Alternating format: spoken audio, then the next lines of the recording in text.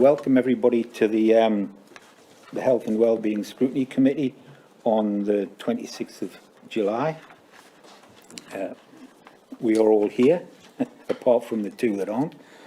So can we have apologies for absence? Apologies from Councillor Humphrey.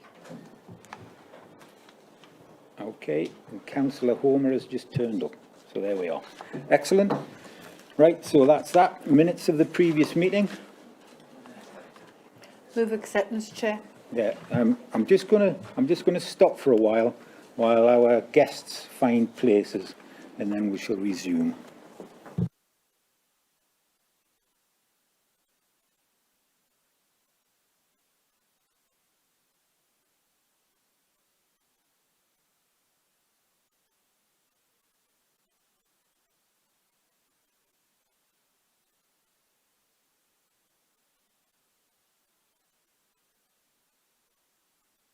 We're on item 2, minutes of the previous meeting. Are you? Disclosures of members' interest. Not according to this, it's minutes So of the that's previous meeting, and then disclosures of members' interest. Councillor Dodd. Different on mine. Is it really? Wow. Well, we're doing it this way. So minutes of the previous meeting, are we happy we accept them? Move acceptance. Great, thank you. Disclosure of the members' interests. You're only required to disclose any interests that you haven't already registered. So bear that in mind. And then item 4 is the forward plan. Any comment on that? I think it's just for notes. It is, yeah. Forward plans, just to note, there is a paper coming on the 2nd of August. We're having a special meeting at the Holiday Inn to consider the dissolution of the Council's partnership with Northumbria Healthcare. All members of every scrutiny committee has been invited to that, and that will go to Cabinet on the 3rd of August. But other than that, the forward plan is just to note. Okay, excellent, thank you. So next we're at item 5. Let's just hope and keep the momentum up. This is the sort of the beginning of the meat of this meeting today, and it's the Northumbria Healthcare NHS Foundation Trust and Northumbria CCG COVID. It's got recover here, but I guess it's the recovery plan. And we have Bijou Bartoli and David Lee. Is that right? Yeah. Well, look at that. Thank you very Got it much. right first time. Take it away. Right, thank you very much. I'm David Lee, I'm Head of Performance and Assurance for the CCG, and I thought it'd be useful if I give an overview in terms of the Northumberland position, in terms of the services that we have available for our residents of Northumberland, and then I'll hand over to Bijou, who will give the perspectives as far as Northumbria is concerned, one of our main providers, and actually serve most of the healthcare so far as acute services are concerned for our Northumberland residents. So I'll talk through some slides, and what I've focused on are a few of the key indicators that we use as a sense check, as a sort of like a temperature check in terms of waiting lists and access for the variety of services that we have available. So I'm starting off with our A&E services, and there's an expectation that patients who attend an A&E should be seen, or 95% should be seen within 4 hours, and either be treated and discharged, or alternatively admitted to a hospital bed for further investigation. And in terms of the colour scheme on the charts that I show, the blue represents the performance of Northumbria, red Newcastle hospitals, and then black is the overall England position, and that it tends to be the colour scheme that I'll use throughout the rest of these slides going forward.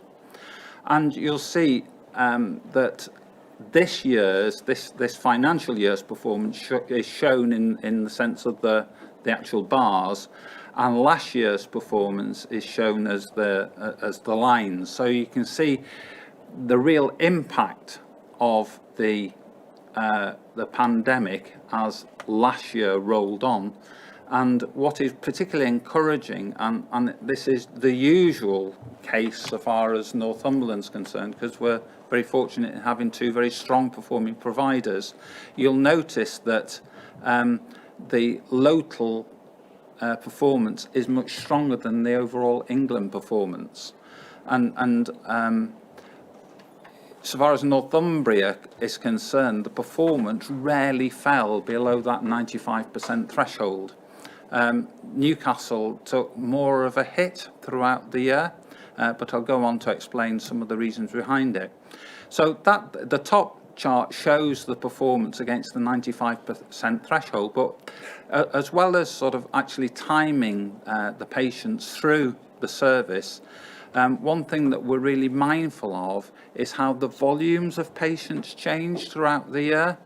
And you'll see on the lower chart, the volume of patients using A&E, particularly since the start of this financial year, month on month has continued to increase.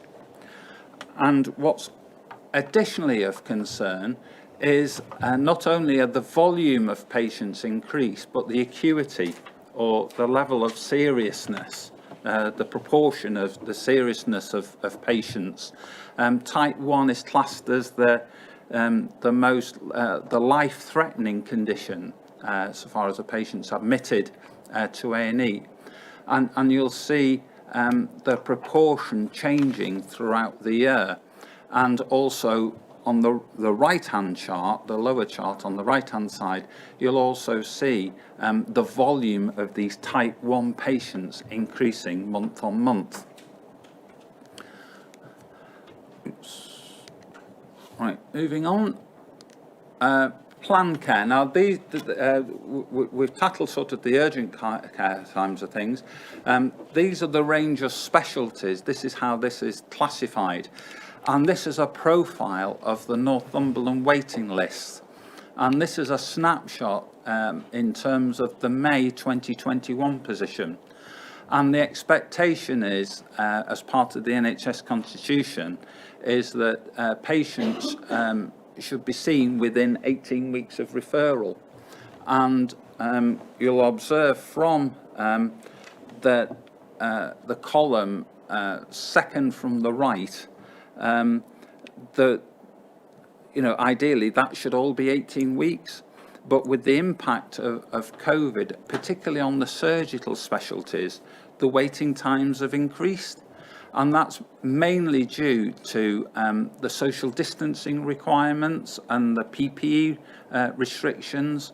And at the start of the pandemic, there was a national directive stating that a lot of planned procedures should actually stop. So unless a lot of the procedures were related to cancer, all the rest of the routine procedures were suspended for a period of time. And that made a tremendous impact. And within Northumberland, and particularly within the North East health economy, it was really exceptional that we should have any 52-week breaches. But the impact of actually suspending the services for, even though it was only a few weeks' time, made a tremendous impact on the specialties, and particularly the surgical related specialties. In certain areas, the medically related specialties such as rheumatology and medicine, the waiting times actually have improved significantly because the pathways have changed. The way in which patients have been treated have changed. As opposed to face-to-face consultations, alternative forms were used, and that has made a real impact on a lot of the waiting times so far as that's concerned. And moving on, so that was the overall by specialty. What we've also noticed, because the capacity has been significantly reduced due to social distancing, the volume of patients on the waiting list has increased month on month. But something else that I've been keen to profile is the actual waiting times of those patients.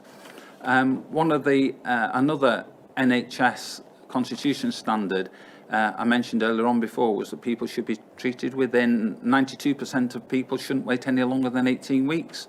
And that lower chart shows the performance against that standard.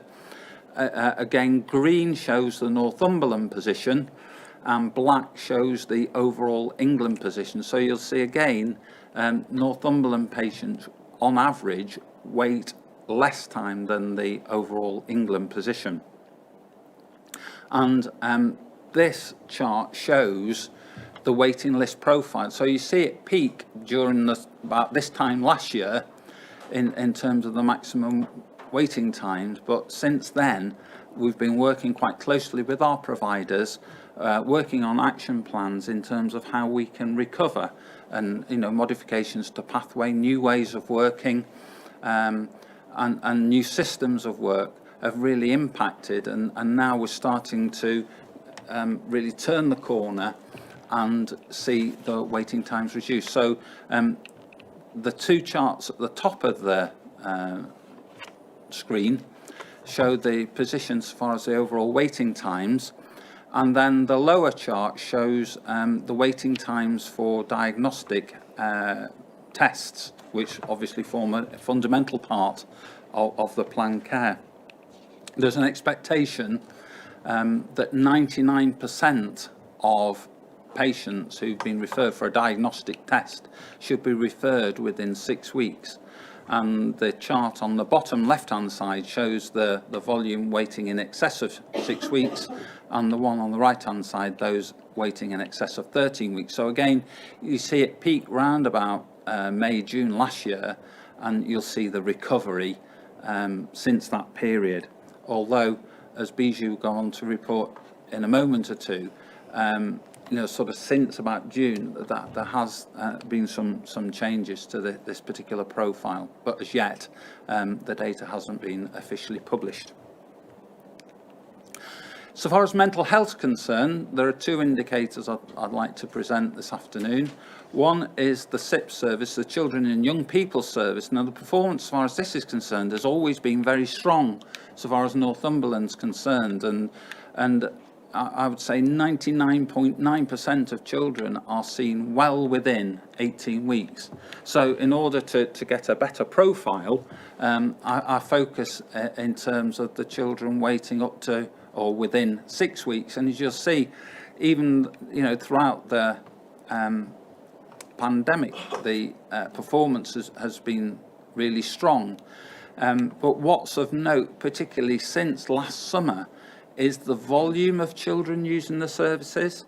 And you'll see the chart on the right-hand side, compared to the position around about August, where only about 50 children were referred into the service, compared to, as we are, the most recent position I have access to is May, where it's well over 200 children who now have been referred into the service. And despite that, most of it's still been seen within 6 weeks. And it's fair to say the reasons why some children haven't been seen within 6 weeks is mainly due to the children's circumstances rather than the provider's capacity to treat those children. It's the children that have refused to come through, not being available for appointments or failure to attend. So I think that's something else that is really encouraging so far as Northumberland is concerned in terms of the services that we offer and commission. And the second and final indicator I want to show you this afternoon is the improving access to psychological therapies. And again, the performance has been really strong. The recovery rate, there's an expectation that half the people referred into the service should recover as a result of the support and the treatment that they receive. And you'll see again that the performance throughout last year consistently was above that 50% threshold. Where the challenge has particularly been is the fact that the number of referrals into the service during the pandemic was below the expectation, so we failed to achieve what's known as the access rate. There's an expectation that the people who are diagnosed with this condition, 22% would receive that support, but obviously if people aren't referred into the service, you know, they can't get their support, but it's something that we're particularly focused on to improve. But I mean, the referrals are starting to increase now, but particularly during the pandemic, the referral activity wasn't as high as has been seen in previous years. So that completes my section of the presentation. More than happy to answer any questions at this stage, or alternatively it might be easier to answer questions once Bee's used on her presentation, but more than happy either way.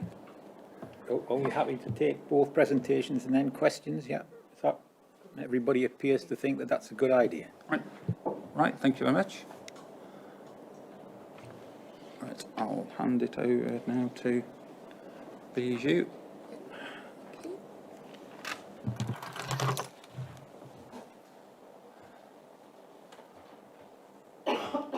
Okay, so I'll build a little bit on what David's just said. There'll be a little bit of repetition, but hopefully not too much there.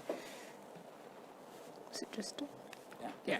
So I'll give you a quick background on the performance targets. I'll skip most of that because I think you've heard that probably from David, but then probably more pertinent is the COVID and impact on performance that has had and what we're doing around recovery. It's not in the slide pack because clearly these were sent in slightly earlier, but I will also give you a current position because I think that's probably quite important because there has been a change subsequent to these slides being sent through. So as David's alluded to, there's a number of key measures that we track on a monthly basis, mostly a constitutional standard. So in terms of the emergency department, so that's the well-known target of 4 hours to be seen, treated and discharged, so discharged or admitted. And really through COVID and other than the January 21, we managed to meet that 95% standard. And up until June this year, so up until last month, again, we managed to hit that 95%. We have been seeing, particularly since April, a rise in attendances. So we're now back to the levels of attendance, and you can see that on this graph here. We're back to the levels of attendance and some of what we were pre-COVID. So that big drop that you see was when COVID first hit, and we saw a dramatic reduction in A&E attendances.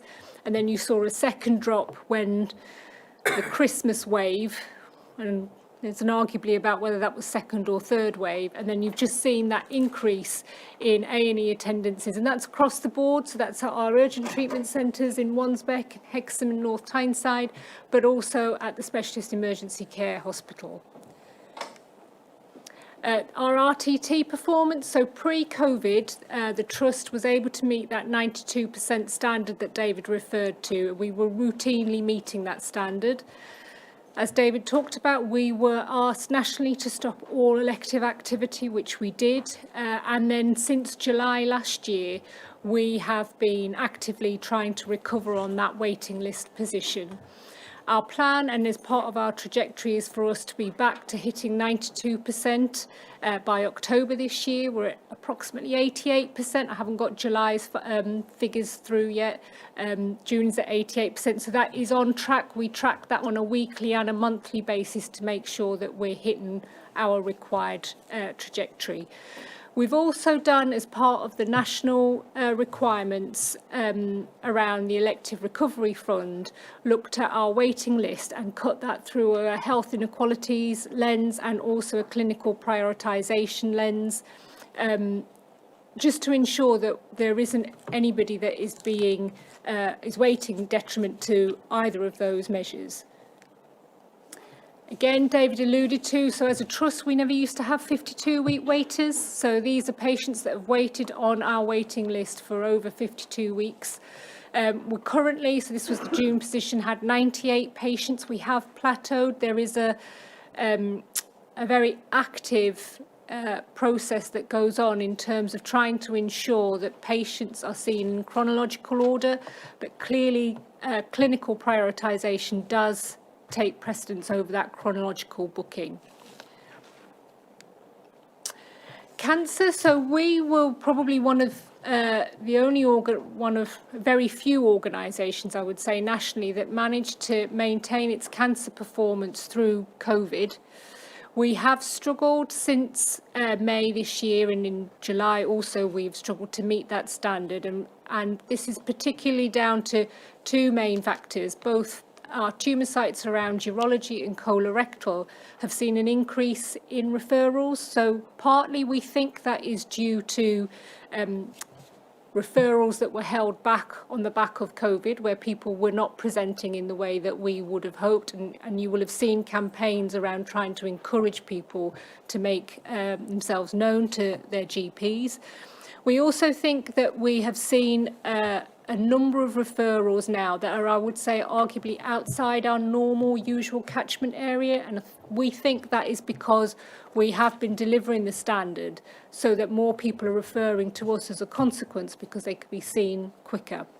We're keeping a close eye on that for obvious reasons, and the other bit, which I'll come on to in a moment, whereby we would struggle to deliver this standard, is on the diagnostic pathway. So in order to deliver on the cancer pathway, there are elements of diagnostics that need to be met in a very timely way.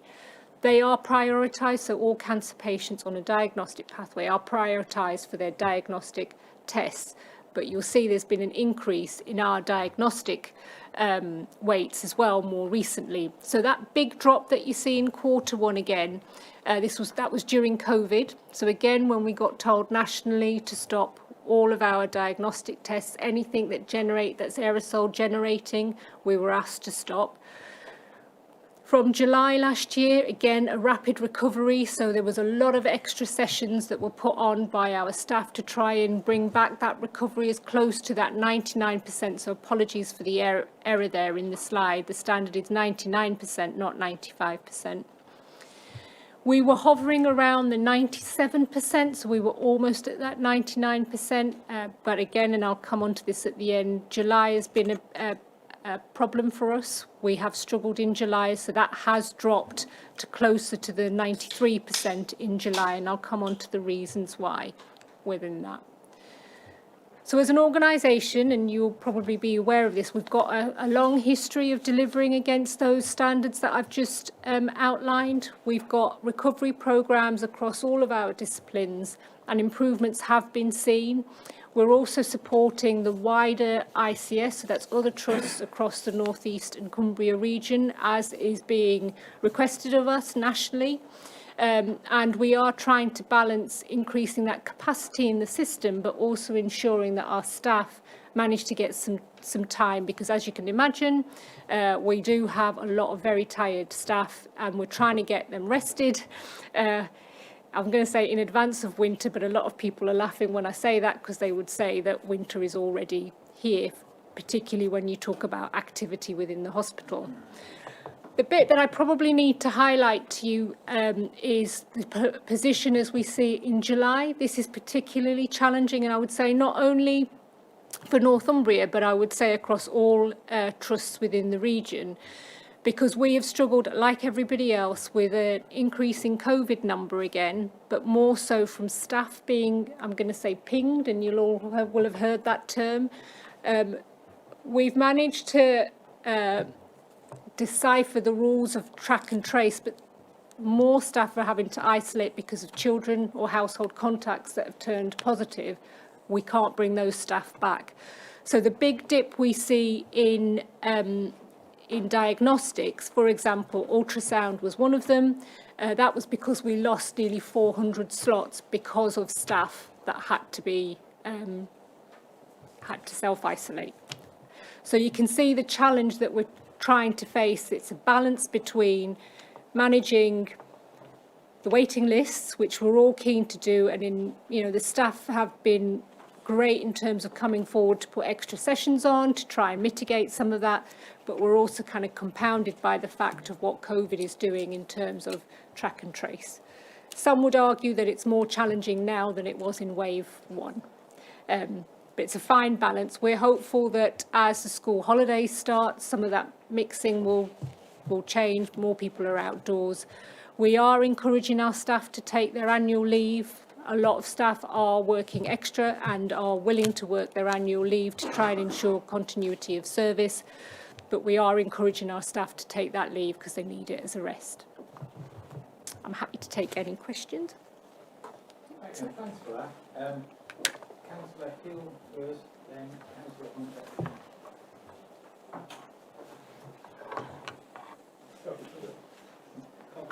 I've lost it. Thank you, and it's you. Anyway, Councillor Hill. Thank you. Can I ask, obviously stats and indicators are what we all use, because, you know, if you said waiting times are great, just trust us, you know, you want to look at the stats, so I get that.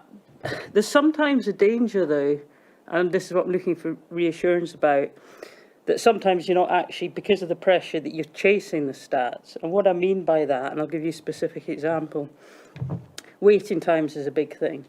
Now, we always have a situation in Berwick where somebody has something not particularly serious, but they might have a hearing test or something. And they said, oh, you can come next morning to Cramlington, whatever. And then they hear that they were available in Berwick. And the suspicion on that would be, are they just chasing the better waiting times? Well, most people wouldn't mind waiting a bit longer if it's on the doorstep rather than travelling to Cramlington. To pick up a second stat that you mentioned, you know, a target of 85% of cancer patients receiving treatment within 62 days of referrals. You could see, being cynical, you could see a possibility where, again, chasing that stat could mean, you know, because you have a whole range with cancer diagnosis of levels of seriousness and at what point of their cancer they've been referred. So it's just some reassurance that there isn't, with the pressure that you're under, chasing the stats, when actually the overriding aim could even be compromised in doing that. So shall I pick up particularly your latter point around the cancer standard? So anybody with a suspicion of cancer is referred from their GP on a 2-week wait, referral, which means that as a standard, organisations are required or try to at least see those people within within 14 days, within 2 weeks. From a Northumbria perspective, we managed to meet that standard, and we tried to meet most within 7 days. And I think that's I'm going to say, the filter almost of those people that are then, there'll be some people out of that referral that will be deemed to not have cancer or not to be of high risk of cancer, and they might be followed up on an urgent pathway. If there is concern from that referral, you then join the cancer pathway and you will be seen much more quickly within that 62-day standard where we can, as a consequence. And once you're on that pathway, you get prioritised as opposed to others who may not be. Does that make sense? Yeah.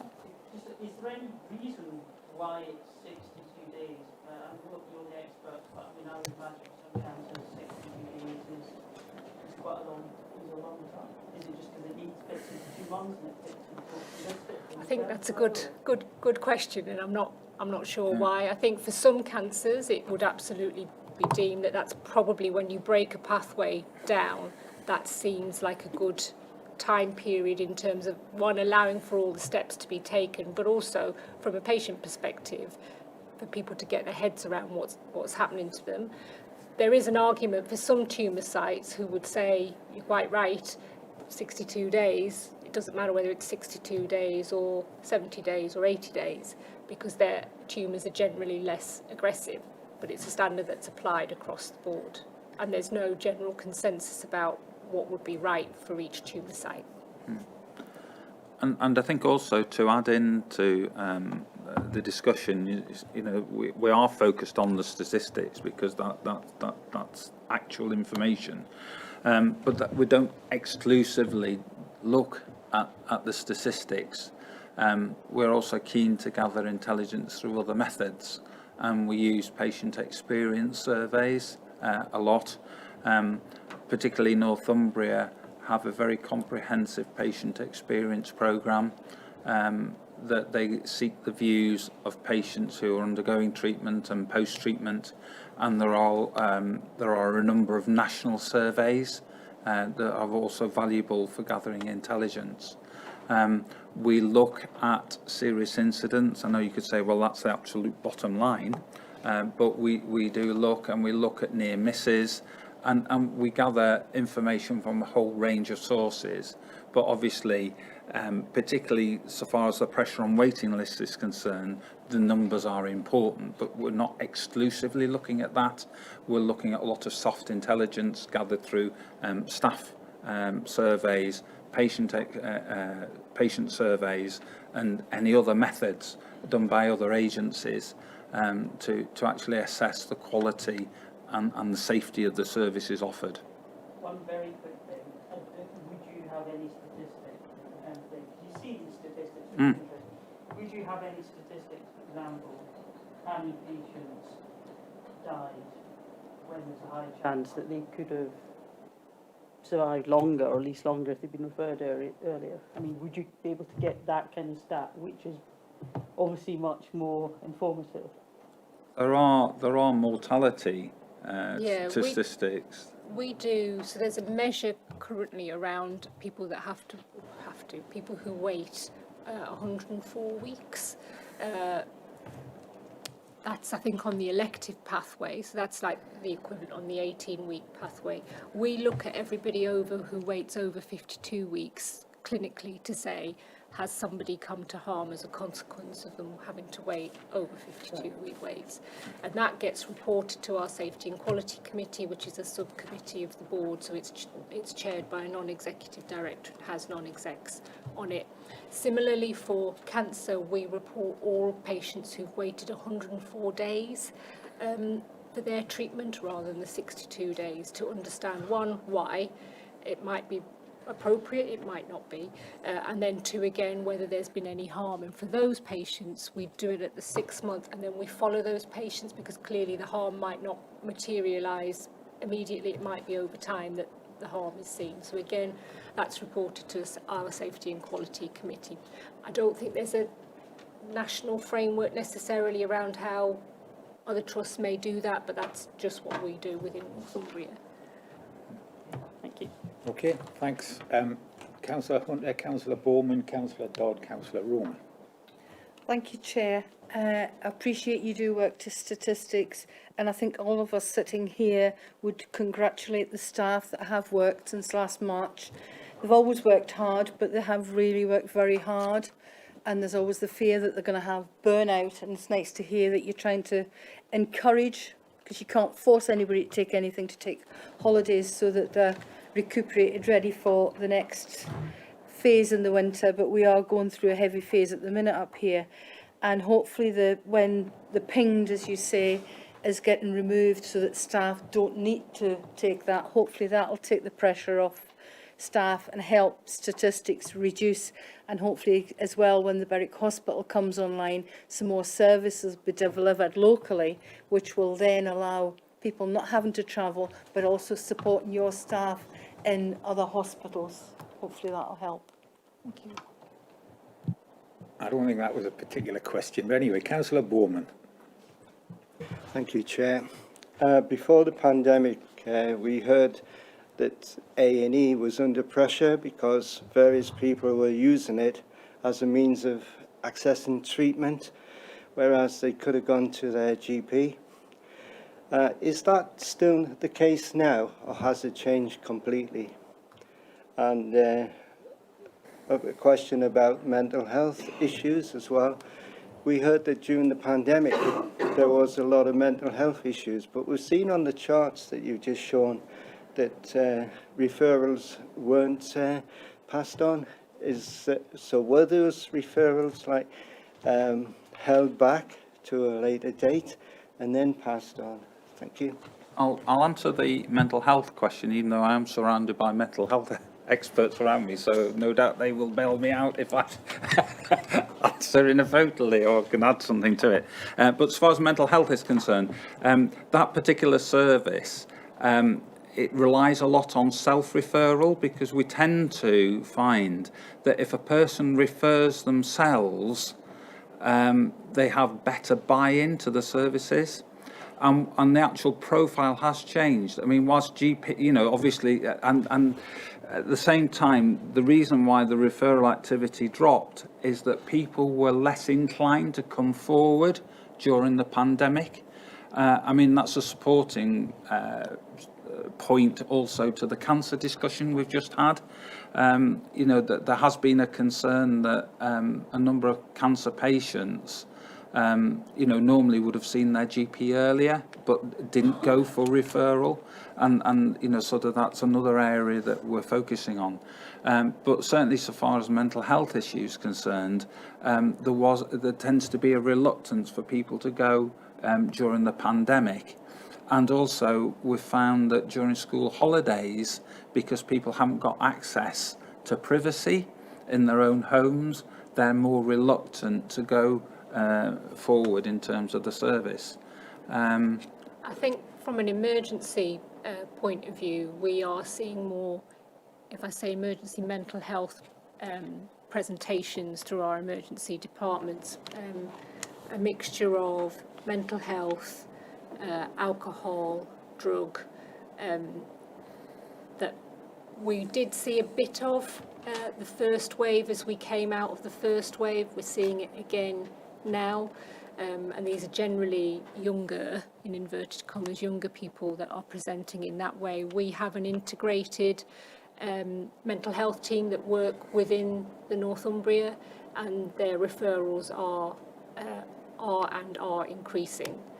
I think from a primary care point of view, we are seeing more people that walk into our emergency departments.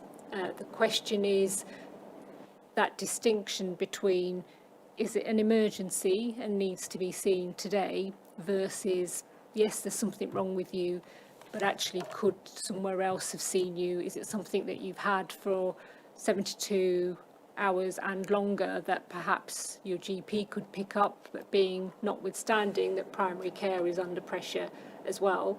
We do get a narrative that says, I could see my GP, but it might take 2 weeks. I'll wait here for however long, because at least I'll get seen today.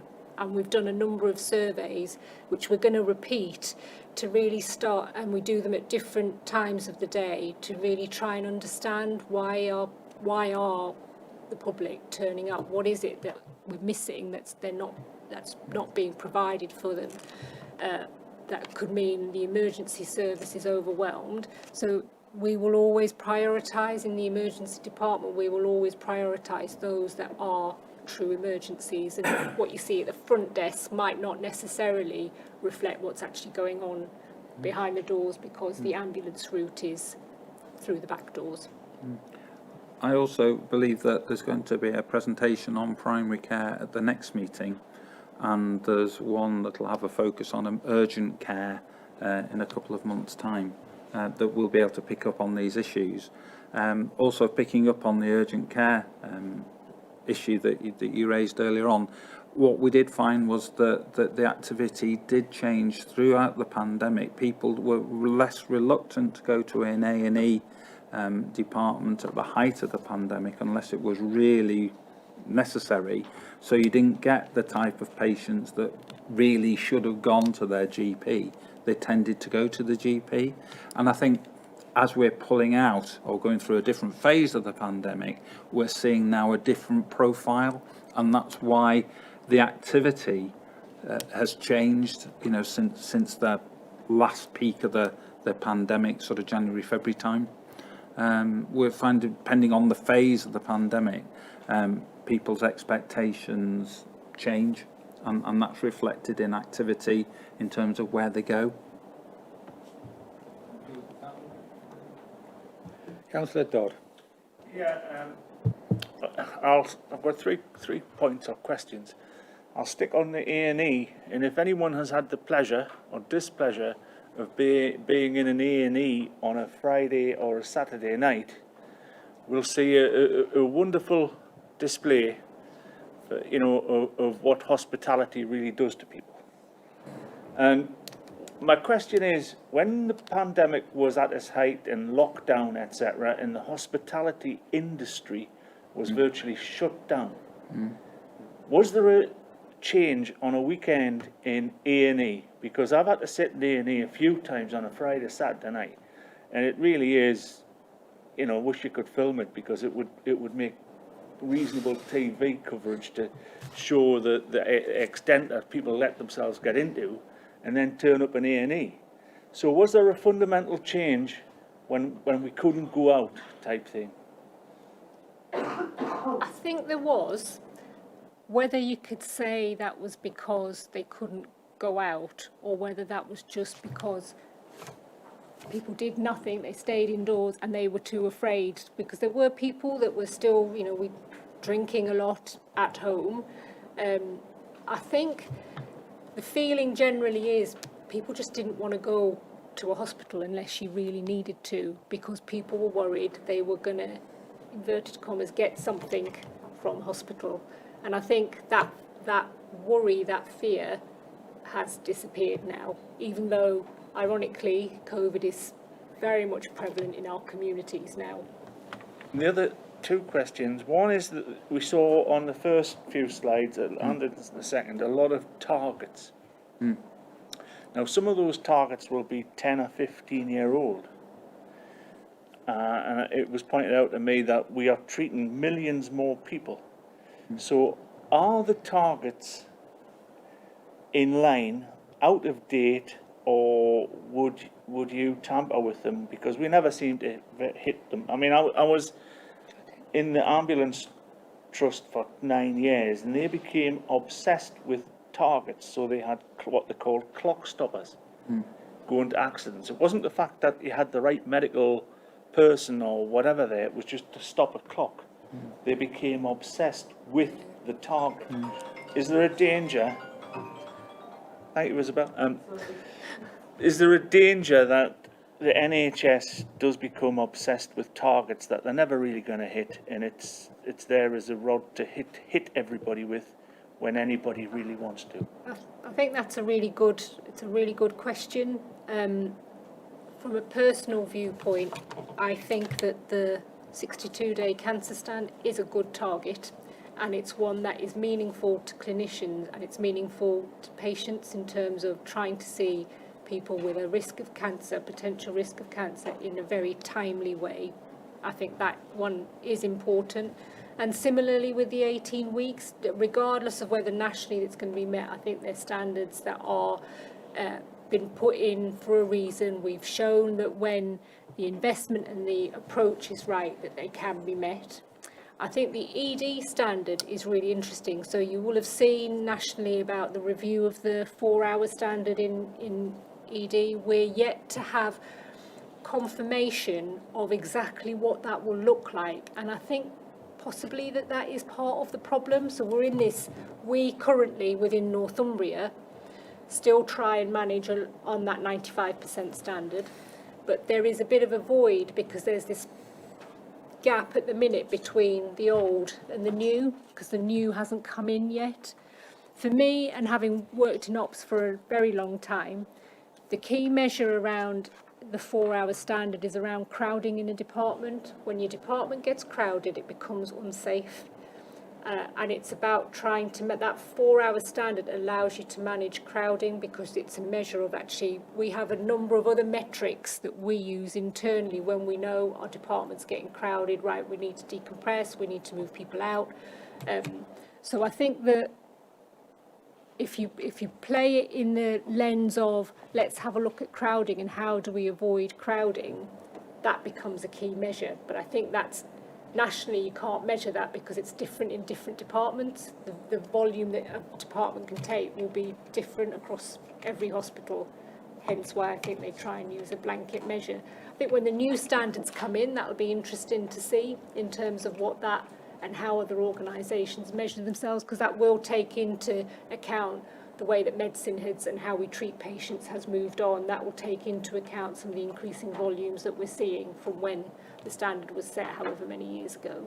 And finally, very briefly, Chair, are GPs referring more patients to walk-in centres? They are referring more across the board in terms of outpatients, etc. Whether they are referring more to walk-in centres is difficult to measure because you get a very mixed view of, and hence why we've started to do these real-time questionnaires to really drill down, because when you ask why have you attended today, who has referred you, you may get a GP, you may get 111, you'd be another healthcare professional. The way they may have routed through would be through 111 and spoken to a clinical advisor who may be a GP, who has then sent the person in. So I think that measure is quite difficult to get to. Okay, Richard, yeah. Councillor Homer. Thank you, Chair. I'm new to this committee, so apologies if my question isn't here in the right forum. Just in terms of the statistics for ED and the cancer treatment, I'm really conscious that I represent a ward in the west of the county. So I'm interested to know, and it was my own experience as well, particularly on the cancer front, that we use the Newcastle hospitals and not Northumbria.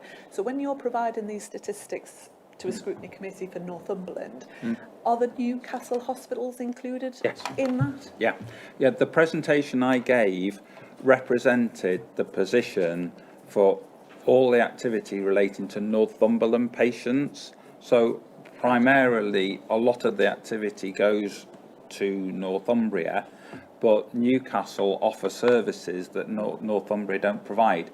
For example, ophthalmology, a lot of dental services, urology to name, but dermatology is another example. So that my presentation focused on the Northumberland population, whereas Bijou's focus was Northumbria, which, even though a good proportion of it would be Northumberland patients, would have captured equally a proportion of North Tyneside and our bordering CCG areas, such as Cumbria or even Newcastle.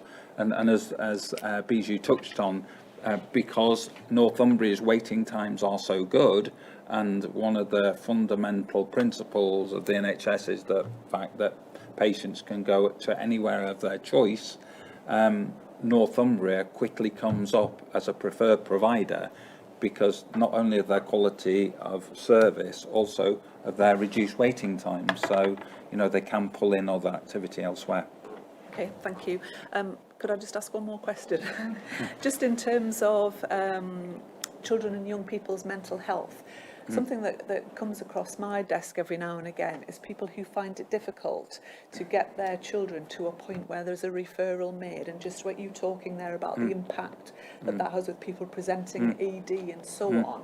Do we have an issue in terms of actually whether it's the support through schools, GP services and so on, to actually get to that point? And is that causing you a problem? I might hand that over to Kate, if I may, who's the lead commissioner for the service. Hi. Just the statistics that David showed you are... Can you just, your mic on? Oh, how do I do that? Is that, yeah? Can you hear me now? We could hear you before, but wide world. Right. I didn't know I was talking to the wide world. I'm a bit nervous now. So they are representative one service only.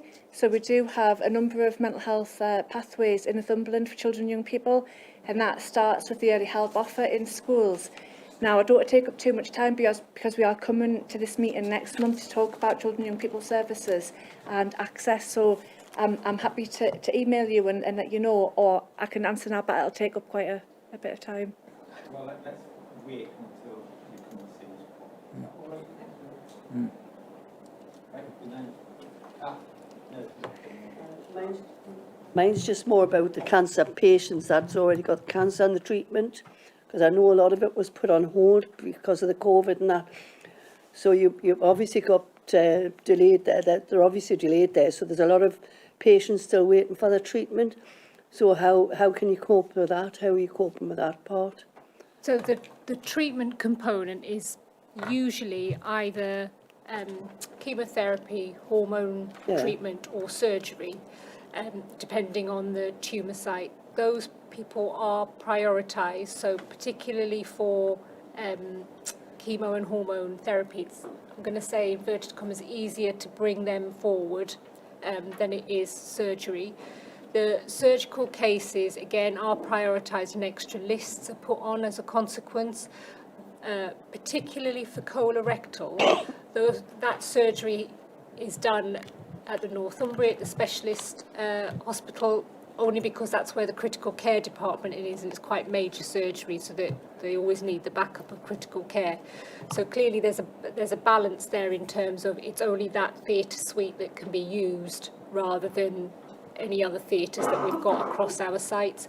We put on extra lists frequently to try and manage that, but clearly we're also there. Those lists are prioritised over other lists, which are arguably a bit tricky at the moment because we've got staff that may be off for track and trace, etc.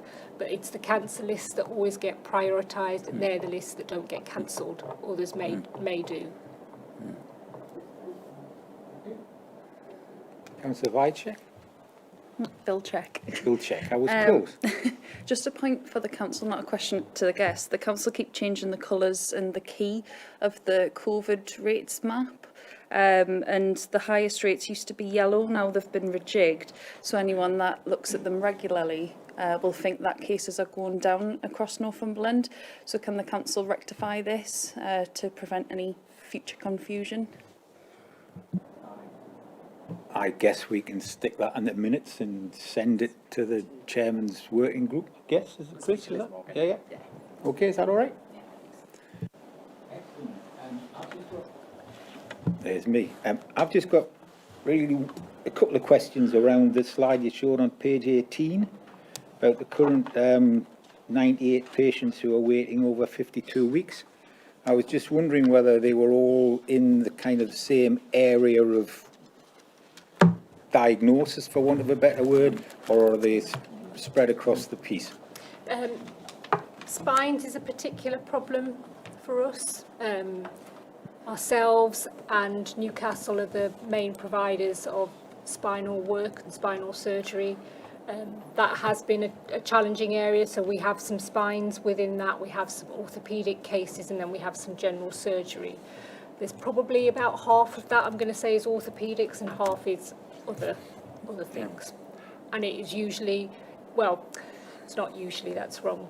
There's a proportion of that where the treatment is operative, but there's also within that 98 some that need more diagnostics, doing further outpatient appointments. So it's not all requiring operative treatment. So they're the ones we're particularly focused on at the moment to try and get seen and a clear output made for those patients.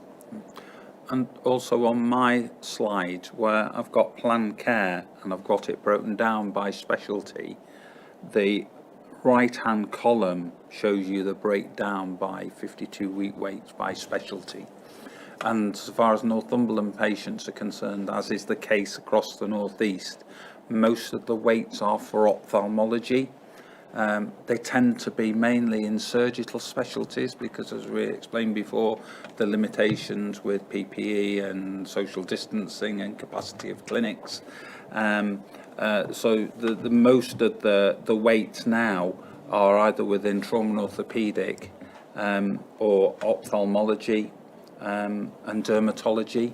But we do get assurance from the providers concerned that those that are waiting very long periods of time, their case notes are reviewed on a regular basis, and they are the lower risk patients. And as Biju's just explained, you know, it involves the surgery that can be delayed, as opposed to, you know, sort of there aren't any cancer patients in those cohorts. But that is an area that we have been tracking. And month on month, as I showed on some of the slides I presented, the volume is reducing. And it is a particular area of focus for our providers locally. Thanks for that. I wasn't particularly horrified by the number. That number to me seems very small. I was just wondering whether it appears that most of them are in that bit that you've got trouble with. I mean, some of those surgeries take hours and hours and hours and hours, you know, and months of preparation. I get all of that. So do you constantly engage with these 98 people? They're not just kind of, you know, I'm waiting for another stent, and it's, you know, I get a letter every 6 months saying, yeah, you're still on the list.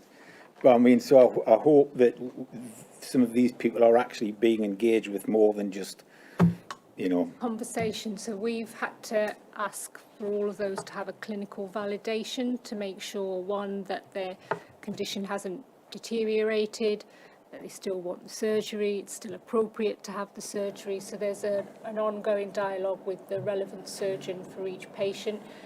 I guess from a Northumbria perspective, it's I'm going to say in inverted commas easier, because like you say, the numbers are relatively small.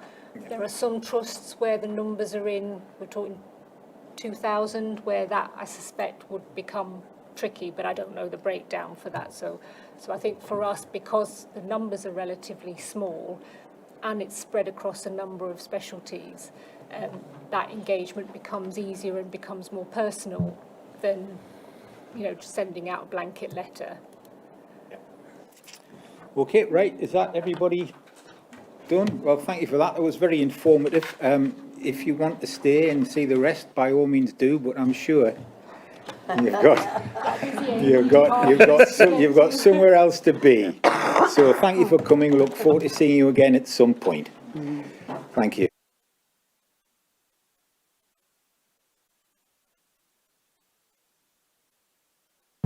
So next we're on item 6. Community mental health transformation, and this is Russell Patton and Kate O'Brien, if I'm not very much mistaken. It's me, yes. It's three of us.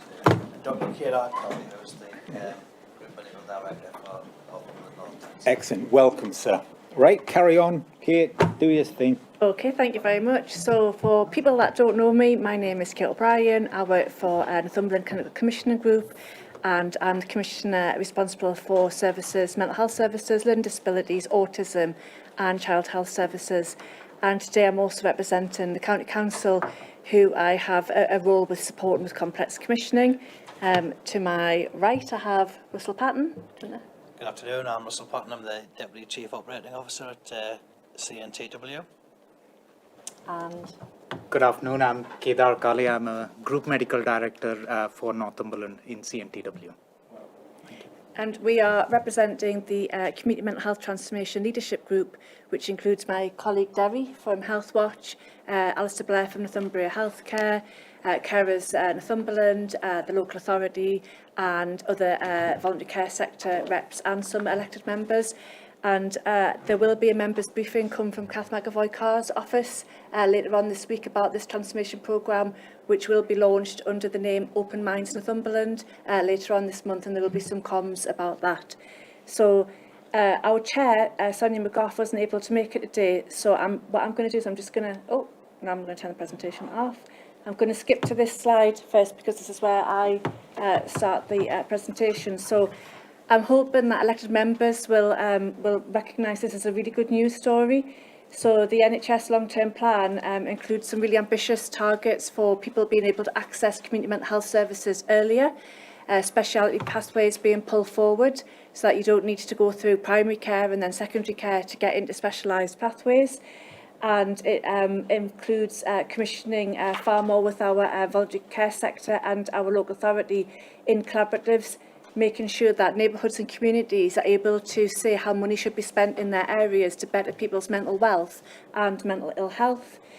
The key deliverables of the mental health, the NHS long-term plan for mental health are below, and so I'm really going to be talking about the first two, which is the core model and the dedicated focus, and then Kedar and Russell will be picking up some of the specialities.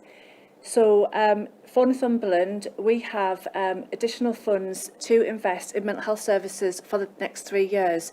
And these are on top of our mental health allocation. So it's on top of our mental health investment standard that I come and brief about once a year. And it's on top of the spending review monies that were allocated this year from central government. So this year, we're going to get an additional 750,000. Next year, 1.2 million. The year after that, 2.25 million. To bring forward community mental health services to sit much more around our primary care networks and community hubs. We've also invested last year in a recovery college for Northumberland. So we were one of the few localities that didn't have a recovery college. That's now up and running. That's provided by Mental Health Concern, and we'll be briefing about that at a later date. But this will mean that all of the network of mental health, voluntary care organisations and opportunities that we have in Northumberland will come into one house called the Recovery College, and people will be able to get signposted to that and engage in courses and opportunities in their local area. And that's a really fantastic opportunity, and we're delighted to be able to have that in Northumberland now. So there are some critical pathways that we need to transform, and these are set by the government, and they are eating disorders and what we call personality disorders, so complex emotional needs. And those two pathways account for most of the deaths that we have in mental health services from preventable ill health, eating disorders in particular. We'll also be increasing the number of people with serious mental illness who receive a comprehensive physical health care check. And this is the statistics related to people with serious mental illnesses like schizophrenia, who die from preventable cancers caused by smoking or excessive alcohol, which is part of the features, the negative features of those diseases, where people do not take as good care of themselves as the general population do. Individual placement support, this is a really important pathway, and this is helping people who have mental health problems stay at work or get into employment, vital for self-esteem and for promoting people's well-being. And then the last pathway there is early interventions in psychosis. And this is identifying far earlier children and young people and young adults who are vulnerable to developing a psychosis, a serious mental illness, and making sure that they can receive help and treatment far earlier to give them the best chance of living good lives with a psychosis. Oh, there we go. So what is transformation plan? So the transformation plan is what is our local area's priorities, how we're going to deliver them in partnership with our council, with our mental health providers and with all of the other providers that sit around our mental health pathways. And so we have set up a leadership group in Northumberland, and we've looked at our council's joint strategic needs assessment, we've looked at our local pathways, our understanding of funding that's available out there through expressions of interest and national opportunities, and we've really looked at where our gaps and opportunities are in Northumberland. Don't need to tell you, we're a big rural county. Our geographic challenges are considerable, and they're different to our other partners within our provider trust footprint. Also, we have areas of real deprivation and health inequalities that need to be rebalanced. Through this leadership group, we've agreed what are our shared priorities, and we've planned what we want to do in year 1. We haven't planned yet in year 2 and 3, and this is why we want to come and do this briefing today, because getting your views as elected members will be vital for years 2 and 3. But in year 1, we are prioritising some mental health practitioner posts in GP surgeries, our eating disorders pathway, and our personality disorder complex emotional trauma pathway. And we have developed a communications plan to engage people, particularly people with the lived experience of mental ill health and their supporters, to help us to shape up what the local offer is. And then how we're going to do it is we're going to, all those things that I'm saying there, we're going to align, we're going to collaborate, we're going to join, and we're going to integrate our workforces across mental health, whether that's adult social care, children's social care, our big mental health providers and our VCS, to be able to deliver a comprehensive pathway for people so that they can get help in their neighbourhoods. There's no wrong door, that when people need support, they know where to get it from. And the impact that we're looking for is a reduction in suicide. It's people able to get help with their more serious mental health problems sooner and consistently, better physical health care, that our recovery college is up and running and able to offer people choice and opportunity about where they want to get support. And I'll not steal Kdot's thunder, he's going to talk to you about a model of care called Trieste. Okay, and now I'm just going to go back a slide, if I can. Okay, and so this is the progress to date. So we did have to submit a local area expression of interest, which we did, and that fed into a big bid that went back to Central NHS England as part of an ICS, and that was successful. And so we have the Clinical Commissioner Group has the first lot of money in our bank now, so we have the money and we're able to start planning and spending. We bidded for the Community Mental Health Transformations money and an alternative to crisis bid, and we were successful at both. So as well as strengthening what's happening in the community, we're also strengthening our access pathways. So we're growing our universal crisis team, which is now seeing people with dementia and children and young people 24/7. And we grew what Bishu talked about before, our psychiatric liaison service in NSEC and A&E. We now have a children and young people psychiatric liaison service, which is brilliant because, you know, during COVID, children have entered the mental health system in various different points, and that was something that we didn't have pre-COVID. So I'm delighted to be able to tell you that there's now. We carried out a lot of engagement sessions with people with lived experience of mental health, interested parties, and we talked about what community mental health transformation would look like and what the key pathways are that we wanted to develop, and they were well received. And then we agreed our local priorities and shared that with the integrated care system. We launched our recovery college about 3 months ago, and the engagement officer for the recovery college has been going out to local groups supported by Derry from Health Watch and Carers of Northumberland, and talking to people about where they think their priorities are. And we established the leadership group and the task and finish groups that will deliver this programme of work. I'll just touch on these posts. They're called R's posts, additional roles and reimbursement schemes. And these are the mental health practitioners that are sitting in primary care in GP surgeries. But Russell's going to talk to them. So those posts are funded now, and they are recruited to, or they're in the process of being recruited to. We're mapping the workforce. So there's a massive challenge about workforce here because nobody has any access workforce. So wherever you go in the mental health pathway, whether it's social care, whether it's doctors, whether it's nurses, whether it's specialist occupational therapists, there isn't enough of those professions. We are going to have to think differently about how we deliver this transformation and work very much with our voluntary care sector to look at alternatives to the traditional roles that you've seen in mental health. And that means looking at, say, what does Berwick need, what does Rothbury need, what does Linemouth need, and thinking about what alternative roles we can put in to deliver what that particular area needs, because there won't be sufficient psychiatrists or community psychiatric nurses to be able to deliver all of this transformation with the same workforce.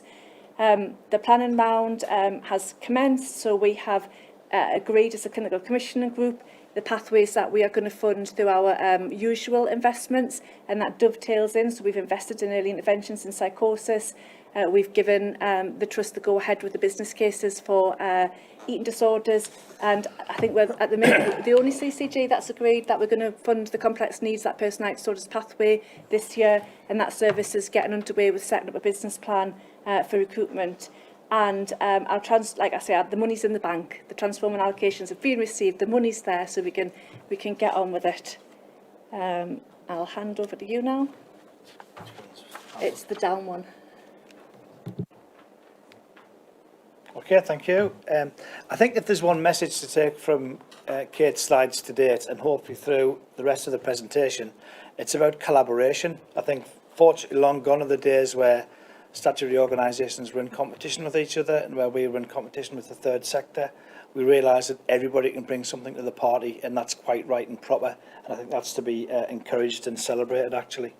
So in terms of the new roles and integrated posts that Kate touched on, the mental health additional roles reimbursement scheme, it's proved to be very successful, but it's a little bit of a double-edged sword. I mean, what this actually does, it allows us and primary care colleagues to appoint individuals to work into primary care networks, and it's one post per year for every primary care network that's under 100,000 population for the next 3 years.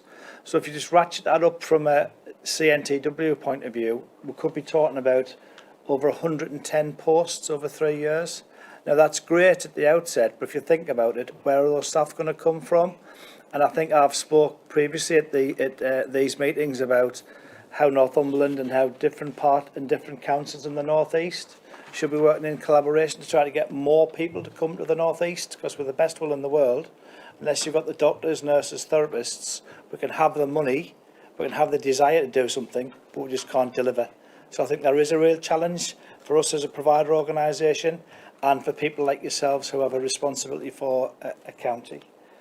Clearly the CCGs and the local authorities are working at place. Collaboration is at the heart of everything. We're doing lots of joint working between ourselves and different parts of the system. And joint working can take many forms, whether that's joint management, whether that's shared accommodation, or right the way through to formal partnerships, so formal partnership arrangements between two statutory bodies. So I think what we're doing, we're engaging in conversations about partnership, but we're quite relaxed about what that partnership will look like. If joint management is the right thing to do, then we'll do that. If it's pooled budgets and formal partnerships, then we'll do that as well. But ultimately, it's whatever's right for the population that we serve. So we won't get into arguments about what's best for one organisation or another organisation. It's about how best we can design ourselves and design systems to meet the needs of the population of Northumberland. So just on the last one there, innovative staff appointments. So again, we've started to see a lot more use of secondment arrangements, where previously people who were employed by the third sector would have to go and actively seek a role within the statutory services. We're now making some of those posts open to secondment arrangements, whereby people will feel comfortable dipping the toe in the water of working in a different organisation without the risk of leaving their role and moving on. Kedar, do you want to? Yeah, thank you. Some of what I'm going to say may sound like a repetition of what Kate and Russell have said, but I'll just expand on some areas. So following the publication of the long-term plan, we had the publication of something called the Community Mental Health Framework for Adults and Older Adults. And this one gave us some key principles of what we want to develop and what we want to transform within community mental health services. We had also had a small delegation sent out to Trieste in Italy in 2019. This was following the publication of the Community Mental Health Framework to look at their model of care, because they're a WHO collaborating center, and all across the world people visit there to explore their community mental health services. And some of the themes that they follow appear to be what is there in our framework anyway. So we picked up some of those key aspects. And as Kate and Russell have pointed out, this is being developed at place in a collaborative manner. So within the local authority area, we all came together, all partners, and developed some of the core principles. And they went through the ICS for that bidding of those monies. And there were common themes across most of the local authority areas. And those are the principles that we've put up here. So one story told once. We'll start from there. Very often, service users say, well, have you not read my notes? Or somebody else has referred them, but we don't have access to their notes. And then they have to repeat some of those aspects. And that's one thing we are trying to reduce or avoid altogether, if possible, if we have an integrated service with all partners. So there won't be any referral as such. They've been seen, they have to smoothly progress through the pathway, whatever is the right pathway for them. Of course, that doesn't mean you can't explore details of their issues, and sometimes telling stories repeatedly are also part of their therapy. So that is other point. But this concept is to avoid that repetition of not just because we don't have access to somebody else's records. Open access. So this is about people being able to access services when they need it and where they need it. So they should be able to drop in and say, I need this help. I think I've got this issue, and they should be seen and taken on for an offer of treatment if that's the appropriate offer, or appropriately signposted. But we should try and avoid waiting times. We all know that if we have mental distress, we don't want to wait to want to seek help. And I think this is a true concept we need to achieve, or aspire towards, certainly, but achieve as far as possible in this transformation. At the core, there's the concept of shared ownership and co-production, where we want service users and carers, people with lived experience, to be actively involved in the development and delivery of this transformed service. So that co-production is key. And as Kate mentioned, we've got now a plan to start doing some engagement. In fact, last week, one of our persons with lived experience, an engagement officer, and I had a start on teams with across communities to start off that engagement process.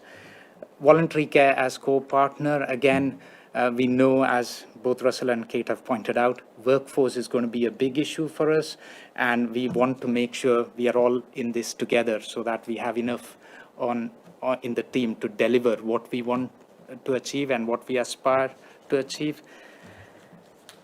No thresholds and no wrong door. I guess, again, Kate has mentioned that, and that's to try and avoid people going into different parts and then finding out, oh no, not for us, this service is not right, go to another service. So that's what we're trying to avoid. So trying to have that single point where whoever comes in with mental health issues will be picked up and taken on whatever pathway they need to follow.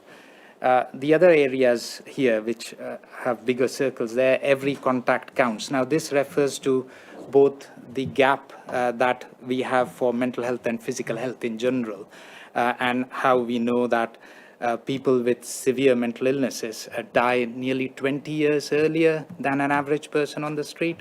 So it's trying to address that gap as well. So if someone is seen for mental health issues, we also need to make sure we've looked after them as a whole person, including their physical health problems. So that's what that refers to.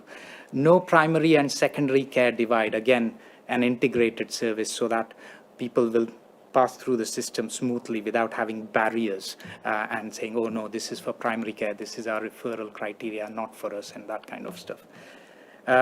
Recognizing the whole person, I've mentioned that, addressing trauma, and this seems to be the key concept of understanding how people's adversity in early life can affect their presentation and how they might come to us. So it's understanding that concept and making sure that across the board, all of us recognize that trauma is an important aspect of mental health issues.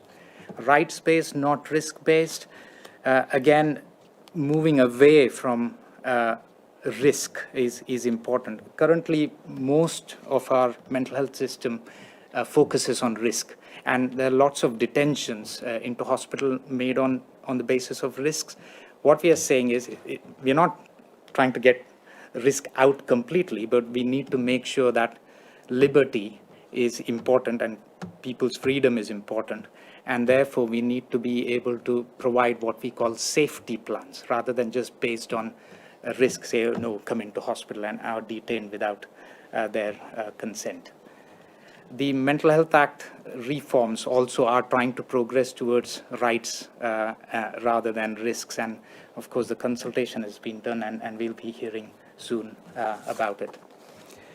I think I've covered quite a few of these, this slide really. So ensuring equitable access and single points of access, no wrong door, that's been discussed. Ensuring specialist care when and where required. So that's what Kate was referring to.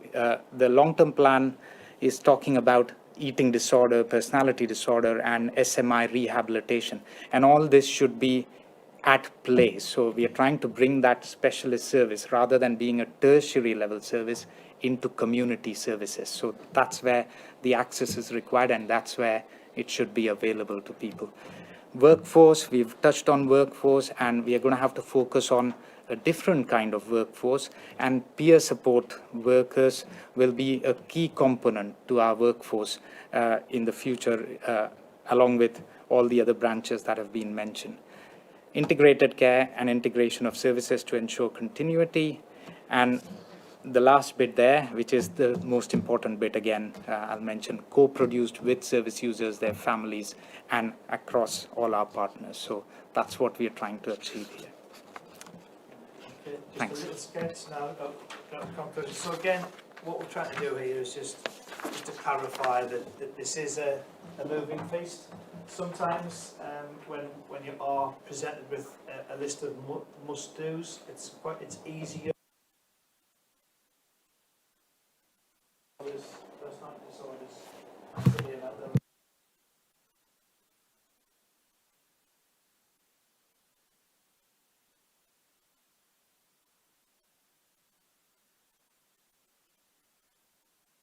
a reference point in the form of pilot work that was undertaken last year. So we've got good examples and good models that we can refer to. The Trieste model that Kedar referred to earlier is getting a great deal of prominence and a great deal of show in different parts of the world, not just in England. So again, that's something that we're likely to pilot somewhere in Northumberland. So I'll just bring it to the conclusion. You've heard from ourselves and from our colleagues from Northumbria that the full impact of COVID is yet to be understood. So we have COVID suppressed services, those services that have seen a massive reduction in referrals, as well as COVID generated referrals, particularly children's mental health services, as was alluded to earlier, to see a position where we've gone from 40 referrals a month to 250 a month without any increase in staffing resources. It's a real positive testimony to the staff that they've managed to cope with that. But again, let's not be naive, that problem is going to be with us for some considerable time. You know, we've continued to maintain services through these very difficult times, and we'll continue to maintain services while we do transformation work as well. Again, it's not a case of saying let's put everything on hold and do transformation. We have to do the transactional work that people expect of us while we're doing the transformation in the background. The high levels of engagement with key stakeholders has been very positive, as was mentioned earlier by Kate. The third sector, the voluntary sector, service user and carer reps, elected representatives, they've all been involved in the conversations. And again, that bodes well for us as a system as we move things forward. So I don't want to dwell on it. I think we've had a fair crack of the whip in terms of the opportunity to speak today. So we're happy to take any questions, and we'll do our best to answer. Yeah, we've got Councillor Right. Thank you for that. Two questions of information more, if I can. You started off by talking about a Northumbria mental health care college. What will that, or a house, or what will, you know, it was mentioned that we're a large county, we're struggling to deliver from Berwick to Holtesville type thing. What would that look like, and where would it be, and what, because some of us here are on something called planning, and everybody wants something, but they don't want anything next to them. Yeah. So it's the Northumberland Recovery College. So the Recovery College comes in two parts in Northumberland. The first is an online digital college where there are opportunities to join in classes, courses, education across Northumberland. And that website goes live later this month. And when I do the members briefing, I'll send the link to it. So that isn't a physical building, right. That is an online community. Right. But the courses are held face-to-face wherever possible. Or, you know, there'll be things like meditation, yoga, cycling, and they will link in with other VCS opportunities that are out there already in neighbourhoods and communities. The second part to this is the Open Minds Wellbeing in Northumberland, and that may well be a physical hub. We've got to decide, you know, where we would have physical hubs. And that's something that we're in discussion with at the moment to see where the opportunities to do that are and what sort of capital and revenue it would need to service buildings, because it could eat up all of your money if you're not careful. So we're looking at a mixture of physical hubs and, you know, for places in the west and the north, digital opportunities or opportunities to be able to deliver peripatetically. So we've discussed whether or not we would have, like, you know, like the roving vaccine clinic that goes round on the bus, to have like a roving recovery college that would go round on the bus to the more rural areas. But these are all things that we want to do with you in your communities. So we're now that we've got the principles and we know where our priorities are and how our recovery college is going to be structured, we're going to be coming now to ask what you think we should do and where things should be housed. Could I add a point to that, if that's okay? Yeah, I think there's a real challenge with working in Northumberland, but there's also, it allows you to be quite creative as well. I mean, if we were sitting here in Sunderland or Newcastle, we would just say, well, we can have the Trieste model and a building, because we've got the footfall, we put it in the middle of Newcastle, middle of Sunderland, people jump off the metro and they can go there, but we haven't got that opportunity here. So the fact that Kate's talking about a digital offer means we might have to do two, and we could test out two concepts. We could have, in the more built-up areas of Northumberland, have a buildings-based solution, and then some sort of digital solution for the west and the north. So in a way, it's forcing us to be creative, and we'll do that once we've spoken to the people, to the end users, to our partners, to come up with the most suitable model that meets people's needs. Will we get it right first time? Probably not. But as with any other type of transformation, it's about testing the water and doing what you can to make things better. I welcome what you've just said. The only weak link in there is that anybody, say, older than me, who's not IT brilliant, there is a crowd out there who are not IT au fait, and just when you close a bank, for some of them, that's it. They don't bank anymore, type thing. So be aware of that. And the other question was, can I come back on that one? Yeah. I mean, I got a little bit of a comeback when I used that term with the crowd before, who said, well, you're making an assumption that the more elderly residents aren't capable of using IT. Some are very, very IT literate. So you're right, it is about getting the right balance, I think. Yeah. But the final one is, you touched on attracting doctors, nurses and other people. Has there been any measurement, because this isn't new, and it runs across the whole professional end of whatever we do up here, attracting top people, whatever, is always been difficult. Has there ever been any measurement that it's getting easier, or we've done certain bits of work? Is that getting any mileage, traction? I think what we have to recognise is that there's the example I gave earlier about the reimbursement schemes. That was 110 qualified nurses or qualified OTs over the next 3 years, just in the footprint that we cover. So in what you would know as the old Tyne and Wear, Northumberland and North Cumbria. Now that's one small initiative. The conversations that we've had internally have said, do we sell the job to people, or do we sell the North East? Do we say, come to Northumberland, beautiful county to live in, relatively affordable housing, good, the schooling. What approach do we take? And I think what we've recognised is that we can't do that alone. We need the councils to work with us as well. We need other big employers. I mean, what are Nissan doing to recruit more engineers, for example? What are other big employers doing to get people to come to the North East? I don't think that's something that we can just do in glorious isolation.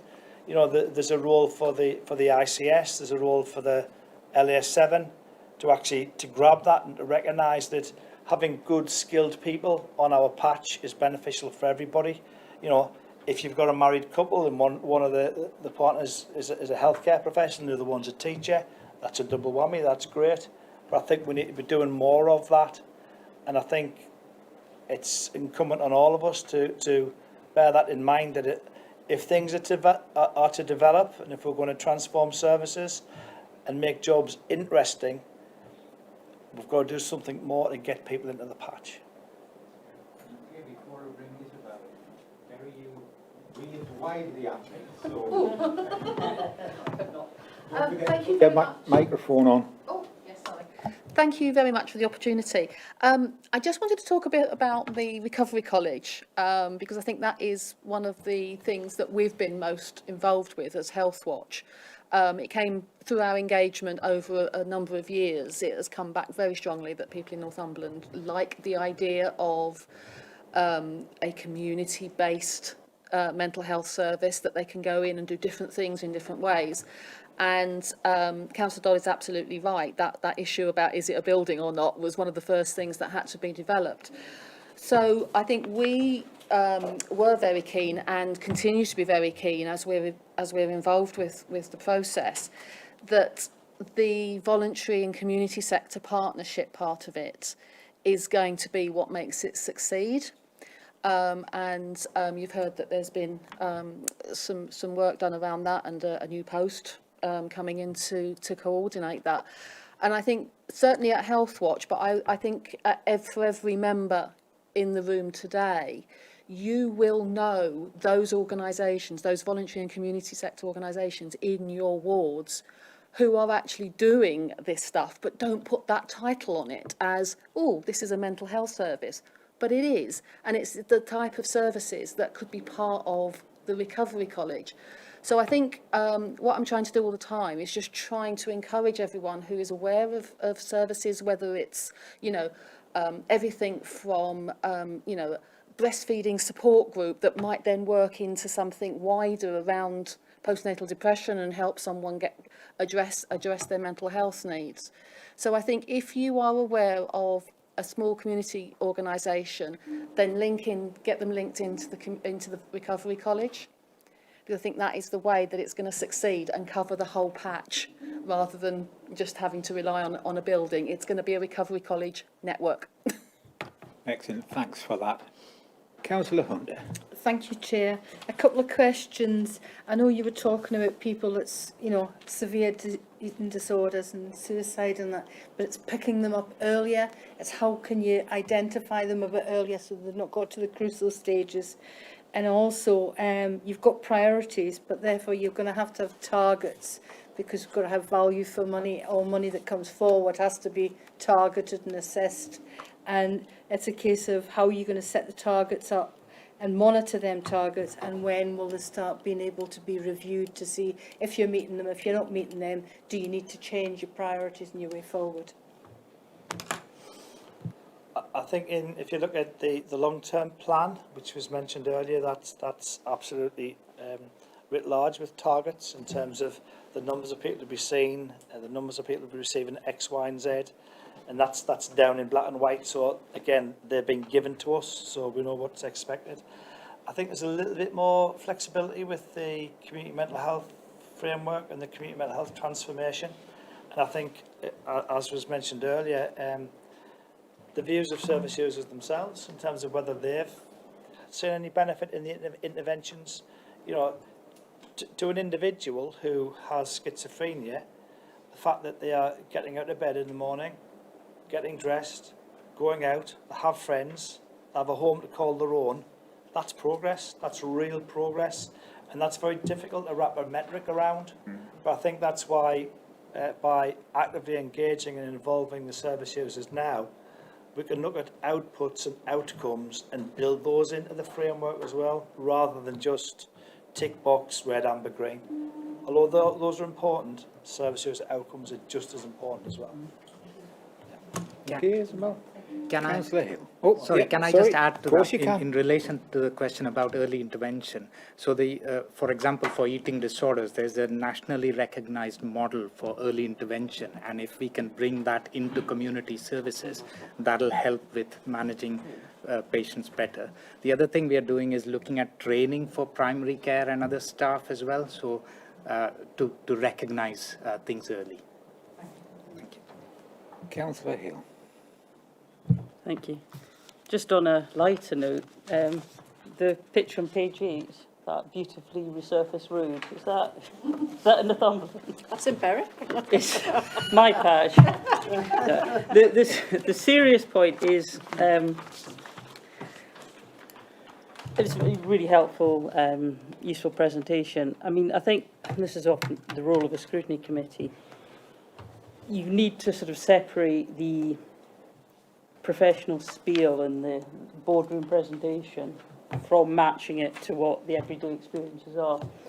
So I've just noted down some things as some summary of some feedback I've got, and if you'd like to respond to it. I don't know if it's a Berwick issue, or I presume it's wider, and it is, you know, it is a wide-ranging and complex issue. But when I come across residents, families, and they point me to the individual who's got obviously mental health challenges, overwhelming the feedback is that the help they're getting, they're either getting no help, or the help they're getting is just inadequate. There are issues regarding local access. So sometimes there's a support service based in Ashington, and they come up to Berwick once or twice a fortnight, whatever. So it's having that access locally. This issue of referrals, and as Councillor Hunter said, the early intervention. there is the issue of understanding particularly the really complex needs, the balance between the professional expertise, and often, so if you have, drug addicts, often they have more, they can almost listen more to the people speaking to being in the same boat, like recovery addicts, but you need to get that balance right. It's not an easy answer to professionals who know exactly, who've studied this, to people who've got experiences that they can share. I mean, I went to, was invited to go to a drug recovery session in Berwick a while back, and it didn't really feel, I mean, there was a group painting stones, and there was somebody that wasn't allowed in because they're outside smoking a spliff, and it didn't really seem it was achieving what it was meant to achieve. I didn't feel that they were really bought into it. I think there's the quality of third-party support is so wide-ranging, so the companies, charities who get contracts to supply that, the feedback about how good they are varies enormously. And this might be more of a controversial issue, and I'm not sure others would agree with me, but my personal feeling is that there is an over-reliance of prescription drugs as a way of managing particularly challenging patients as opposed to treating them. So that's, I don't know if you want to respond to any of that. And I know it's a very extremely difficult issue, but that's the feedback and my experience what I've seen. So where do we start there? Yeah. Right, okay. So I think if I take you back to these new posts that have come in over the last couple of months, the 6 ARRS posts, what that's doing now, it's trying to act as the conduit between primary and secondary care. So you might have a situation where your particular GP practice has no primary care mental health services as part of it. So these are 6 within the 6 PCNs in Northumberland, and they'll be added to every year for the next 3 years. So they're going to be our employees, that's secondary care employees, but they are funded 50-50 between ourselves and the primary care networks, so they'll be working into the core face of primary care. I don't think there's any doubt that if you speak to GPs, they will confirm that a significant proportion of the people who come through their door have mental health difficulties, 25-30% in some cases. So the model that we're trying to do now, we're trying to get away from this situation where you have primary care and secondary care and it's a formal referral. As Kedar alluded to earlier, the model will be that you come, that you're presenting with your needs and your present and your requirements, and then you are picked up by the service then, and there it's a smooth transition between what we currently call primary care and secondary care, and that the experts come to you. So, whether if it's an eating disorder, if it's a personality disorder, whatever it happens to be, we're coming to you. I would take issue with your last point about medication. Medication. Well, I'm going to leave it to the doctor, but from my experience in mental health services, good, robust medication regimes work. Kedar, do you want to? So, can I come? Yeah, of course you can. Come in on that. Yeah, so there is medication for certain conditions, and certain conditions may not require medication, and it's trying to get that right balance and understand who needs it and who doesn't need it, who needs primarily a therapy kind of service or psychological treatment, and who requires that medication. But for severe mental illnesses, medication is protective in many ways, including protective against suicide as well. So that's an important part of treatment. I'm not saying medication is the only treatment, but it is a necessary treatment in many cases. I was just saying over-reliance on prescription drugs. I mean, that's not to say, obviously, there's a necessity about it. I mean, I'm thinking all the drug users and ex-drug users I've spoken to, I think without fail, I've raised this before, are virulently opposed to methadone, for example. I worry particularly with children being diagnosed with conditions that controversy about the status of those, and children being prescribed drugs as treatment of the behaviour. So I just think as a wider issue, obviously not every case, and I'm not saying no, but I'm saying I think there's an over-reliance on prescription drugs. If I'll leave you with one final thought. Generally speaking, all over the country, if you were to look at the audit findings of the rationale for people being admitted to hospital, generally speaking, the overarching issue is non-compliance with medication. So people who have been prescribed medication, whose concordance levels drop, they're admitted. But I would disagree with that. Premise doesn't contradict what I said. If you said that there's an issue, people who need to take the medication. Yeah, we're getting a take bit it. too But I just- specific now, Councillor Hill. Thank you. I did recognise it was a particular. Kate, you indicated you wanted to speak as well, or Yes, just to answer, I suppose, the middle bit of your question, Councillor Hill. I think you're absolutely right. What will work for Berwick will not be the same as what works in Ashington or in Blythe. And we have to work with you and your officers to understand why those people in Berwick are having that experience of having little to no help, and to think about what would be different in Berwick. You know, could we put something in the new hospital? Do we need a branch of the Recovery College up there? Do we need some of our specialty posts up there? So the model that we are rolling out will not, it's not a blanket model, it's not a centralised model, it's very localised. And at the bottom of the presentation, it actually said something about review the purpose of the meeting, and that's because this original presentation went somewhere else, so we're not suggesting that you want to review OSC, but I think what we do need to review is how we engage with you as elected members and work much more closely with you to understand the makeup and culture of your constituency and what will work for your people. I mean, it would be useful to know, because of the position right in the north, that sometimes the services are coming further south, and somebody, you know, travelling up once a week or 2 times a month, or whatever it is not as satisfactory, having better access. And obviously that serves another sort of rural area as well. So, for example, for the primary care network post for the north, we knew the most difficult area to reach would be Berwick. Unless we recruited somebody who was local to the north, then they would have to travel, you know, potentially a considerable distance. And we were lucky enough to recruit someone who lives in Berwick. So that's like a good for that locality post, because it's in where we've got the biggest population, and it's things like that that I think we think will make the difference. It's about getting it right in communities. okay, thanks for that. Councillor Bowman, Councillor Homer. Thank you, Chair.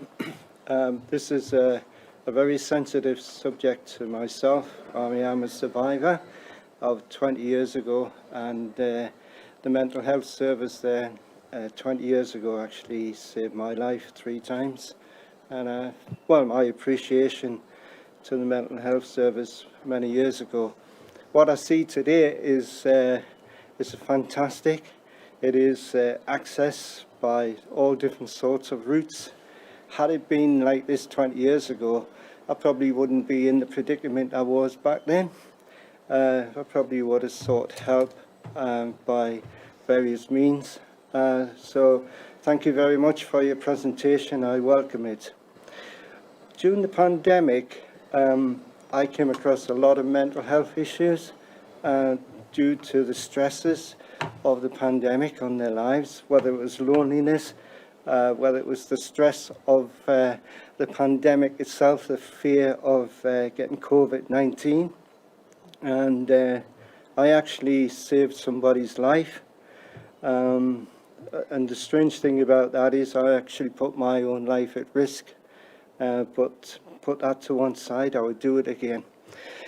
What I am concerned about is what transpired through the pandemic was access to emergency mental health treatment. That was not available. There was no emergency beds in the hospitals, and that was detrimental to a person's, well, let's say, his illness. I'm glad to say as time's moved on, he has moved on as well. And but that's a question I want to ask about emergency beds. I've asked it many times in this committee. I am not convinced that there is enough emergency beds in the system to cope with the needs of individuals who are in a crisis at the time. To end up in a police cell, to be assessed in a police cell, is not the way to treat a patient with mental health issues. The second thing I want to bring your attention to is it's really quite moving, and I think we need to be mindful. It is the families around the individuals who are suffering as well. Can I see anything in the system whereby they get support as well? And what we're talking about here on these presentations is the mental health service providing a service to the patient. But the question I want to raise as well is not just the patients, but the families that are there to support the patients. The question's being asked about drugs. That is a big issue, drug abuse. There needs to be more action on that. We need to do more in education. So a whole rounded approach to mental health is absolutely the right way to do it, and I think we need to revisit this on a regular basis, and we need to get community heavily involved. I will say that I help out at a food hub that on a weekly basis, and it provides free food to anybody who comes to the door, no questions asked. And on occasions we get people with mental health issues, and we can refer them to the necessary parties that can look after them. And that is where the community and organisations in the community come into action. So I see the future, I see the change, and I want to just thank you for putting this together. Let's make it work. Thank you. Did you care to comment on?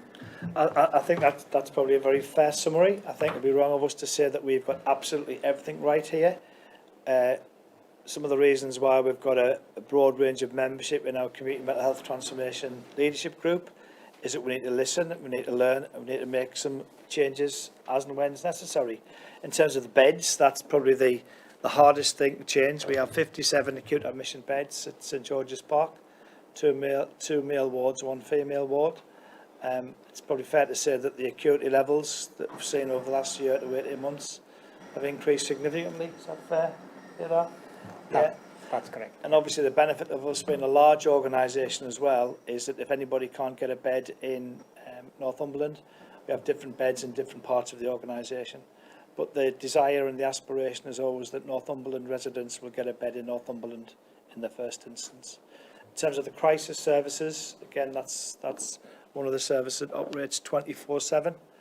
And, you know, the example that you gave about someone being assessed in the police station, that must be very distressing for them and for their loved ones. And, you know, we have staff who can go to the police station to assist the police, because they're not the right people to hold people with mental health presentations. They need to be in hospital settings. So whatever we can do to get the individuals moved over from police stations to 136 facilities or to hospital wards will do. But we're a honest, open and frank organisation, and when we need to change things, we will.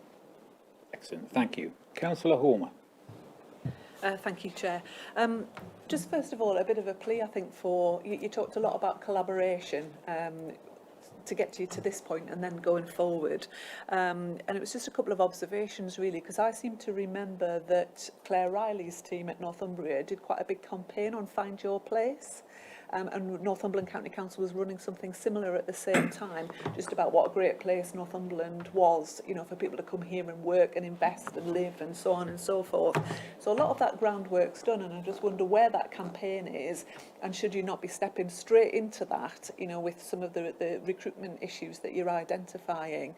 And then running alongside of that, I'm sure there was a mapping exercise through support planners between Northumberland County Council and Northumbria or CCG, again, about services that were available for communities, not just focused on this, but generally in the different areas within the county.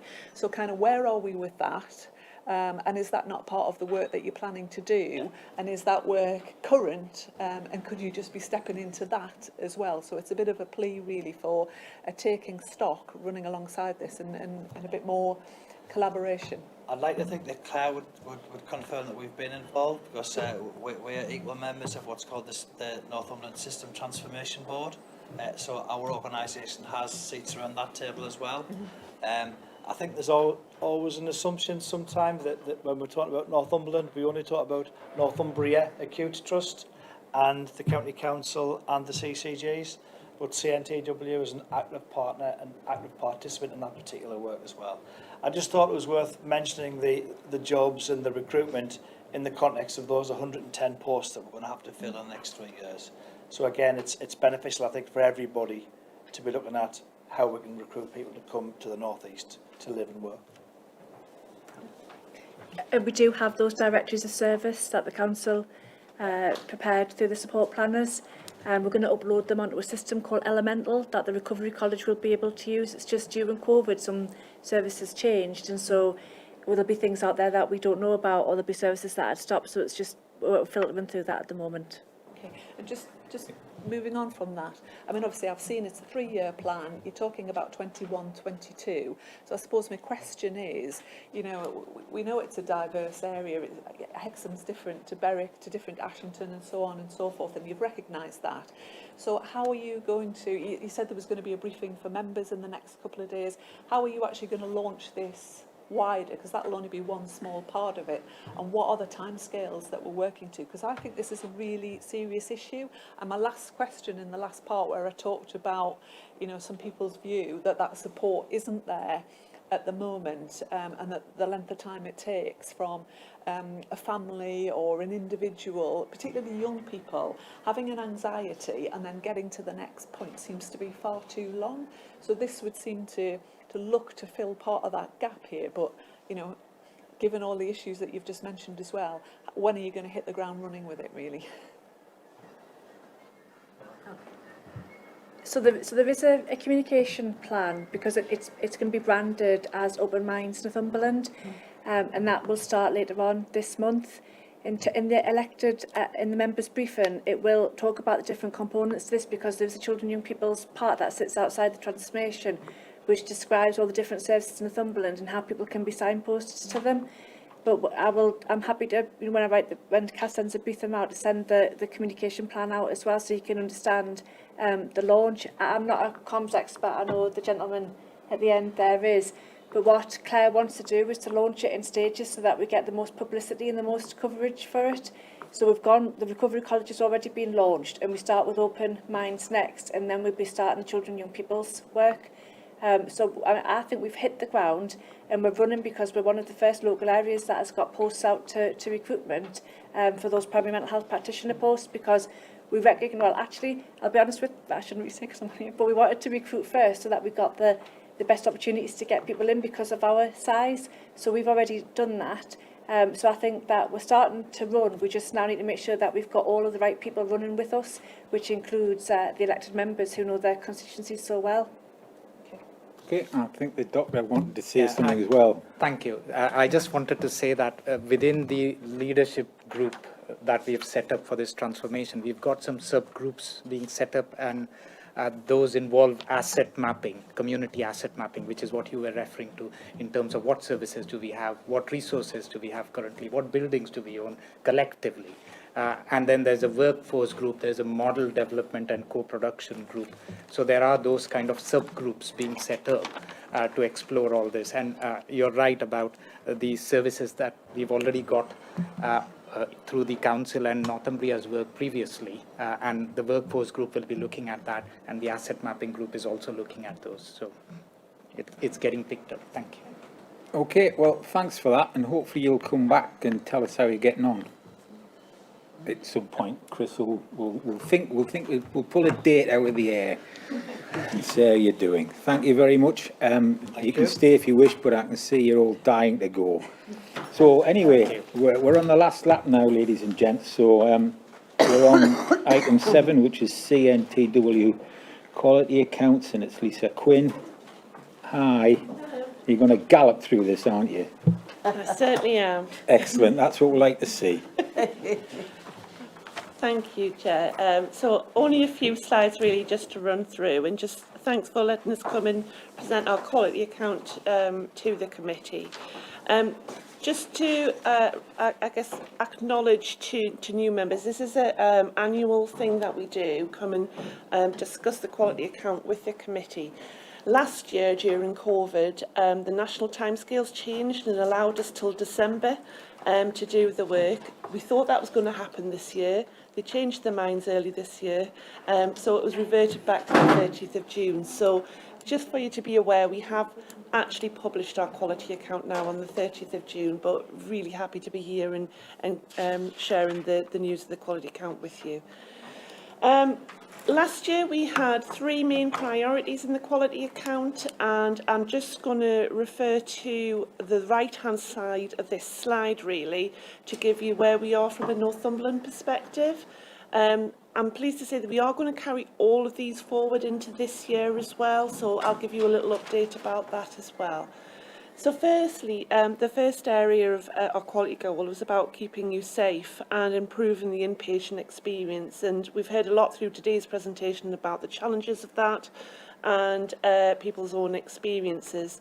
But what we have managed since November last year is we've been able to treat people locally when they've needed an inpatient stay. So from November last year, we've had no out-of-area treatments, no inappropriate out-of-area treatments, which is really good news.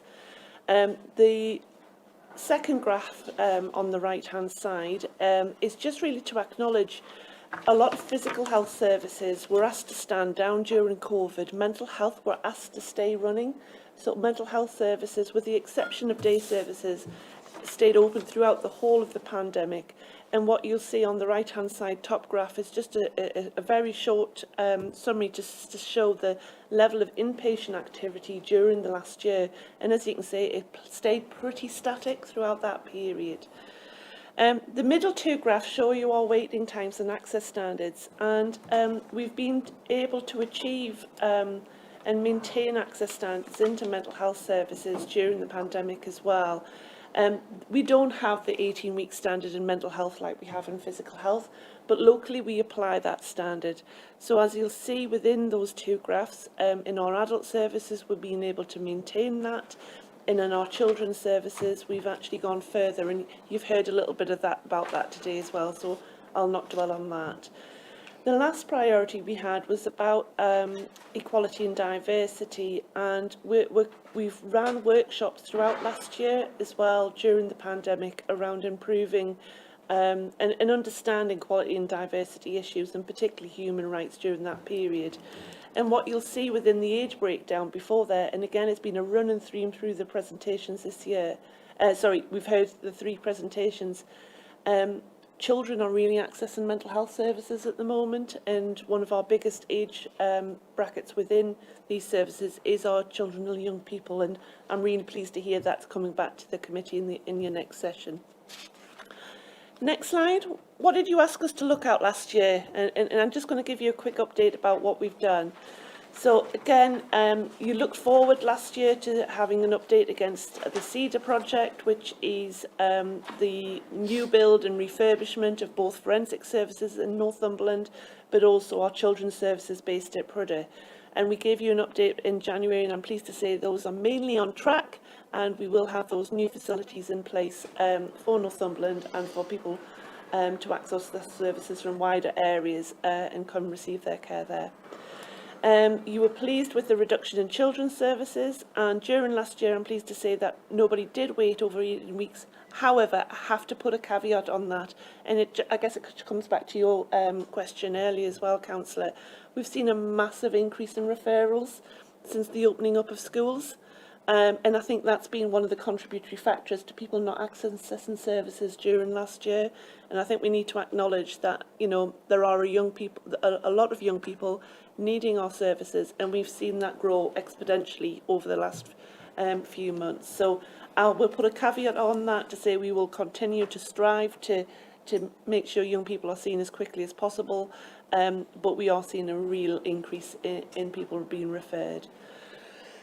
Third, I have already mentioned we've run the master classes, and we'll continue to do that, and we've increased our staff networks, in relation to equality and diversity through the COVID pandemic period.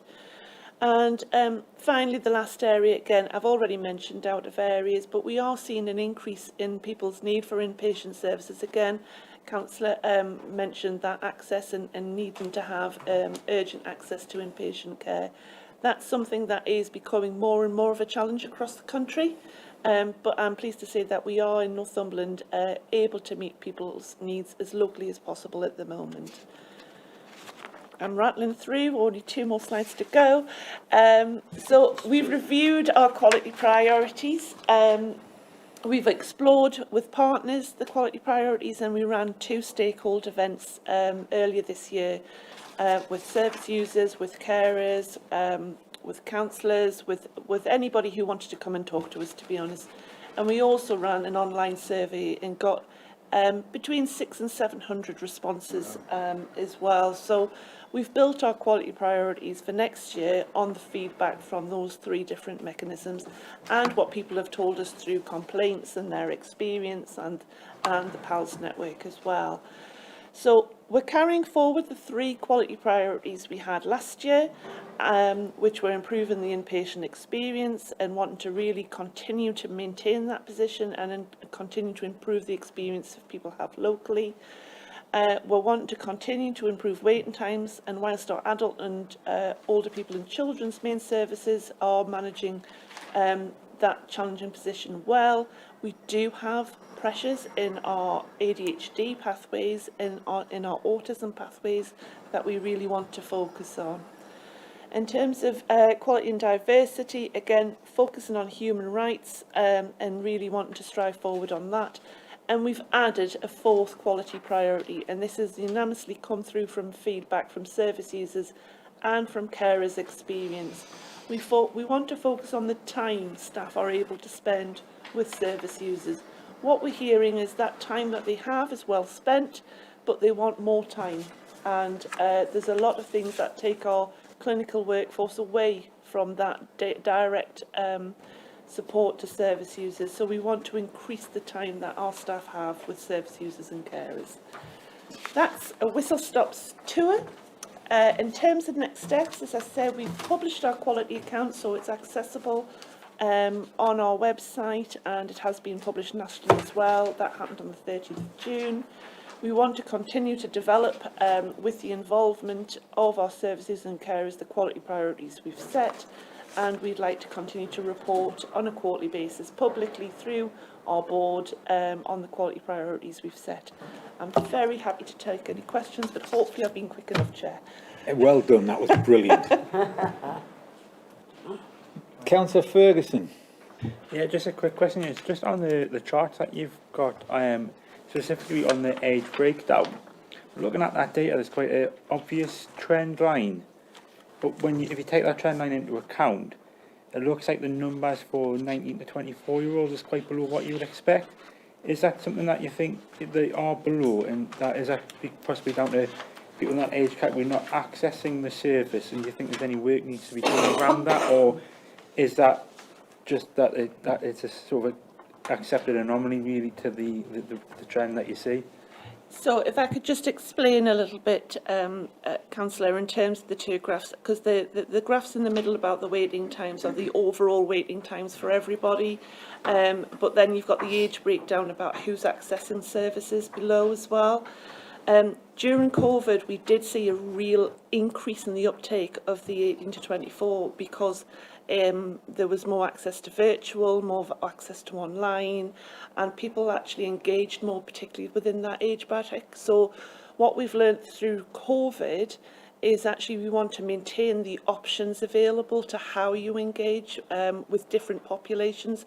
I think we've had questions today about different people wanting different ways to access services. So face-to-face is absolutely still available within mental health, but beforehand, online wasn't so accessible, and that's really improved during COVID. So that's something we definitely want to increase. So I would say rather than switching between, we've now widened the suite of how people can receive their care, and I think that will have an impact on how we engage with the younger population for Northumberland. Okay, anyone else?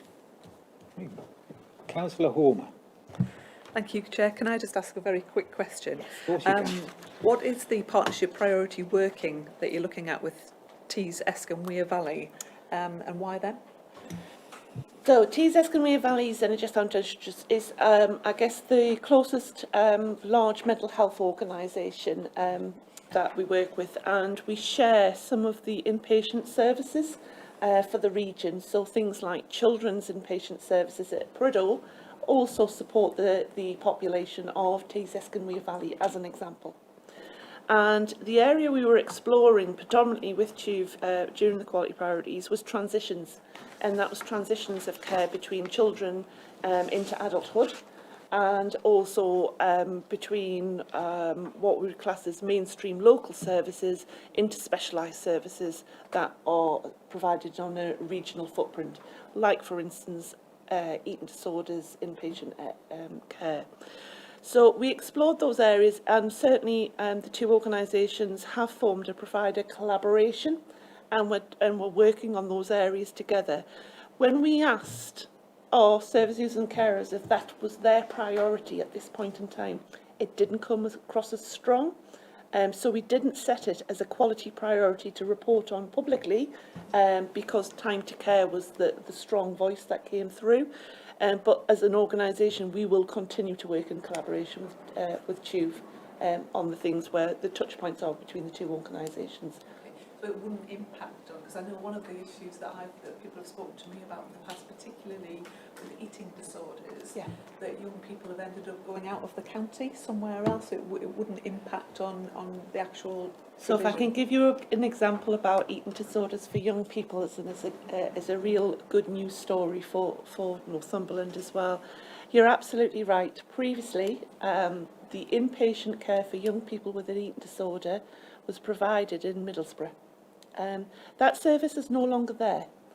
And through, I guess, provider collaboration and working with the acute partners we've got on this patch, we've been able to provide that eating disorder care more locally. So some of our young people are now receiving their eating disorder care within Ferndean and Priddle.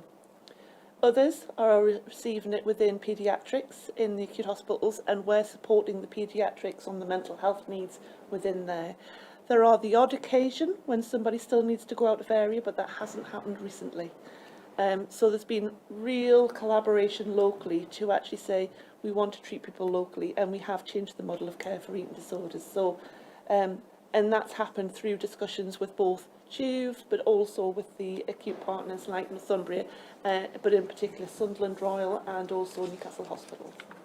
That's good to know, because it seems that very fact is contributing to the problem, Yeah. or a problem. Yeah. Okay, thank you. Okay, excellent. Thank you very much. Thanks. Thank you. Lisa, that was brilliant. You're getting us over the line nearly now. Health and Wellbeing over in the scrutiny work programme. We're happy with that. There will be obviously things added to it. Councillor Bowman. Can I ask that in relation to the Walton ward, can we add palliative care to the list? I'm sure we can. In what sense?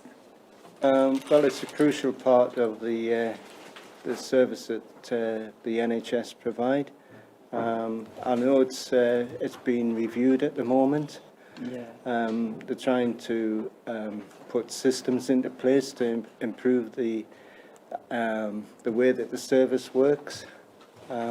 So can we have a report on palliative care? I thought there was a report due for September. There was a report due on the end-of-life strategy, which was Northumbria and the CCG, and that's moved a couple of times. It might have been scheduled for September, and it's probably moved again, but I'll speak to the CCG and the Trust, and we'll get something to come to the committee. Even if it's not ready, we'll get them to come and at least give a brief update. Debbie? Yeah, it's just because we're part of that work with the end-of-life strategy, and there's three stages of it, and then 2 have been completed, and the 3rd one's going ahead at the moment, which is a series of focus groups all around the development of the social contract around end-of-life care, which is very different, I think, to what Councillor Bowman's talking about in terms of palliative care. It's a sort of wider issue, but that piece of work definitely is there's some focus groups happening in September that we're doing. Okay, it'll be, it's in, you've mentioned it, it's in the system. Right, there is no urgent business that I've been told of, and thank you all for attendance, and I think this is the first time I've ever been to a committee where every member has had a contribution of one sort or another, so thank you all very much for being engaged in the process. The date and time of next meeting is next Monday, and the venue is the Holiday Inn. So I look forward to seeing you all then. Thank you all very much. We'll see you next time.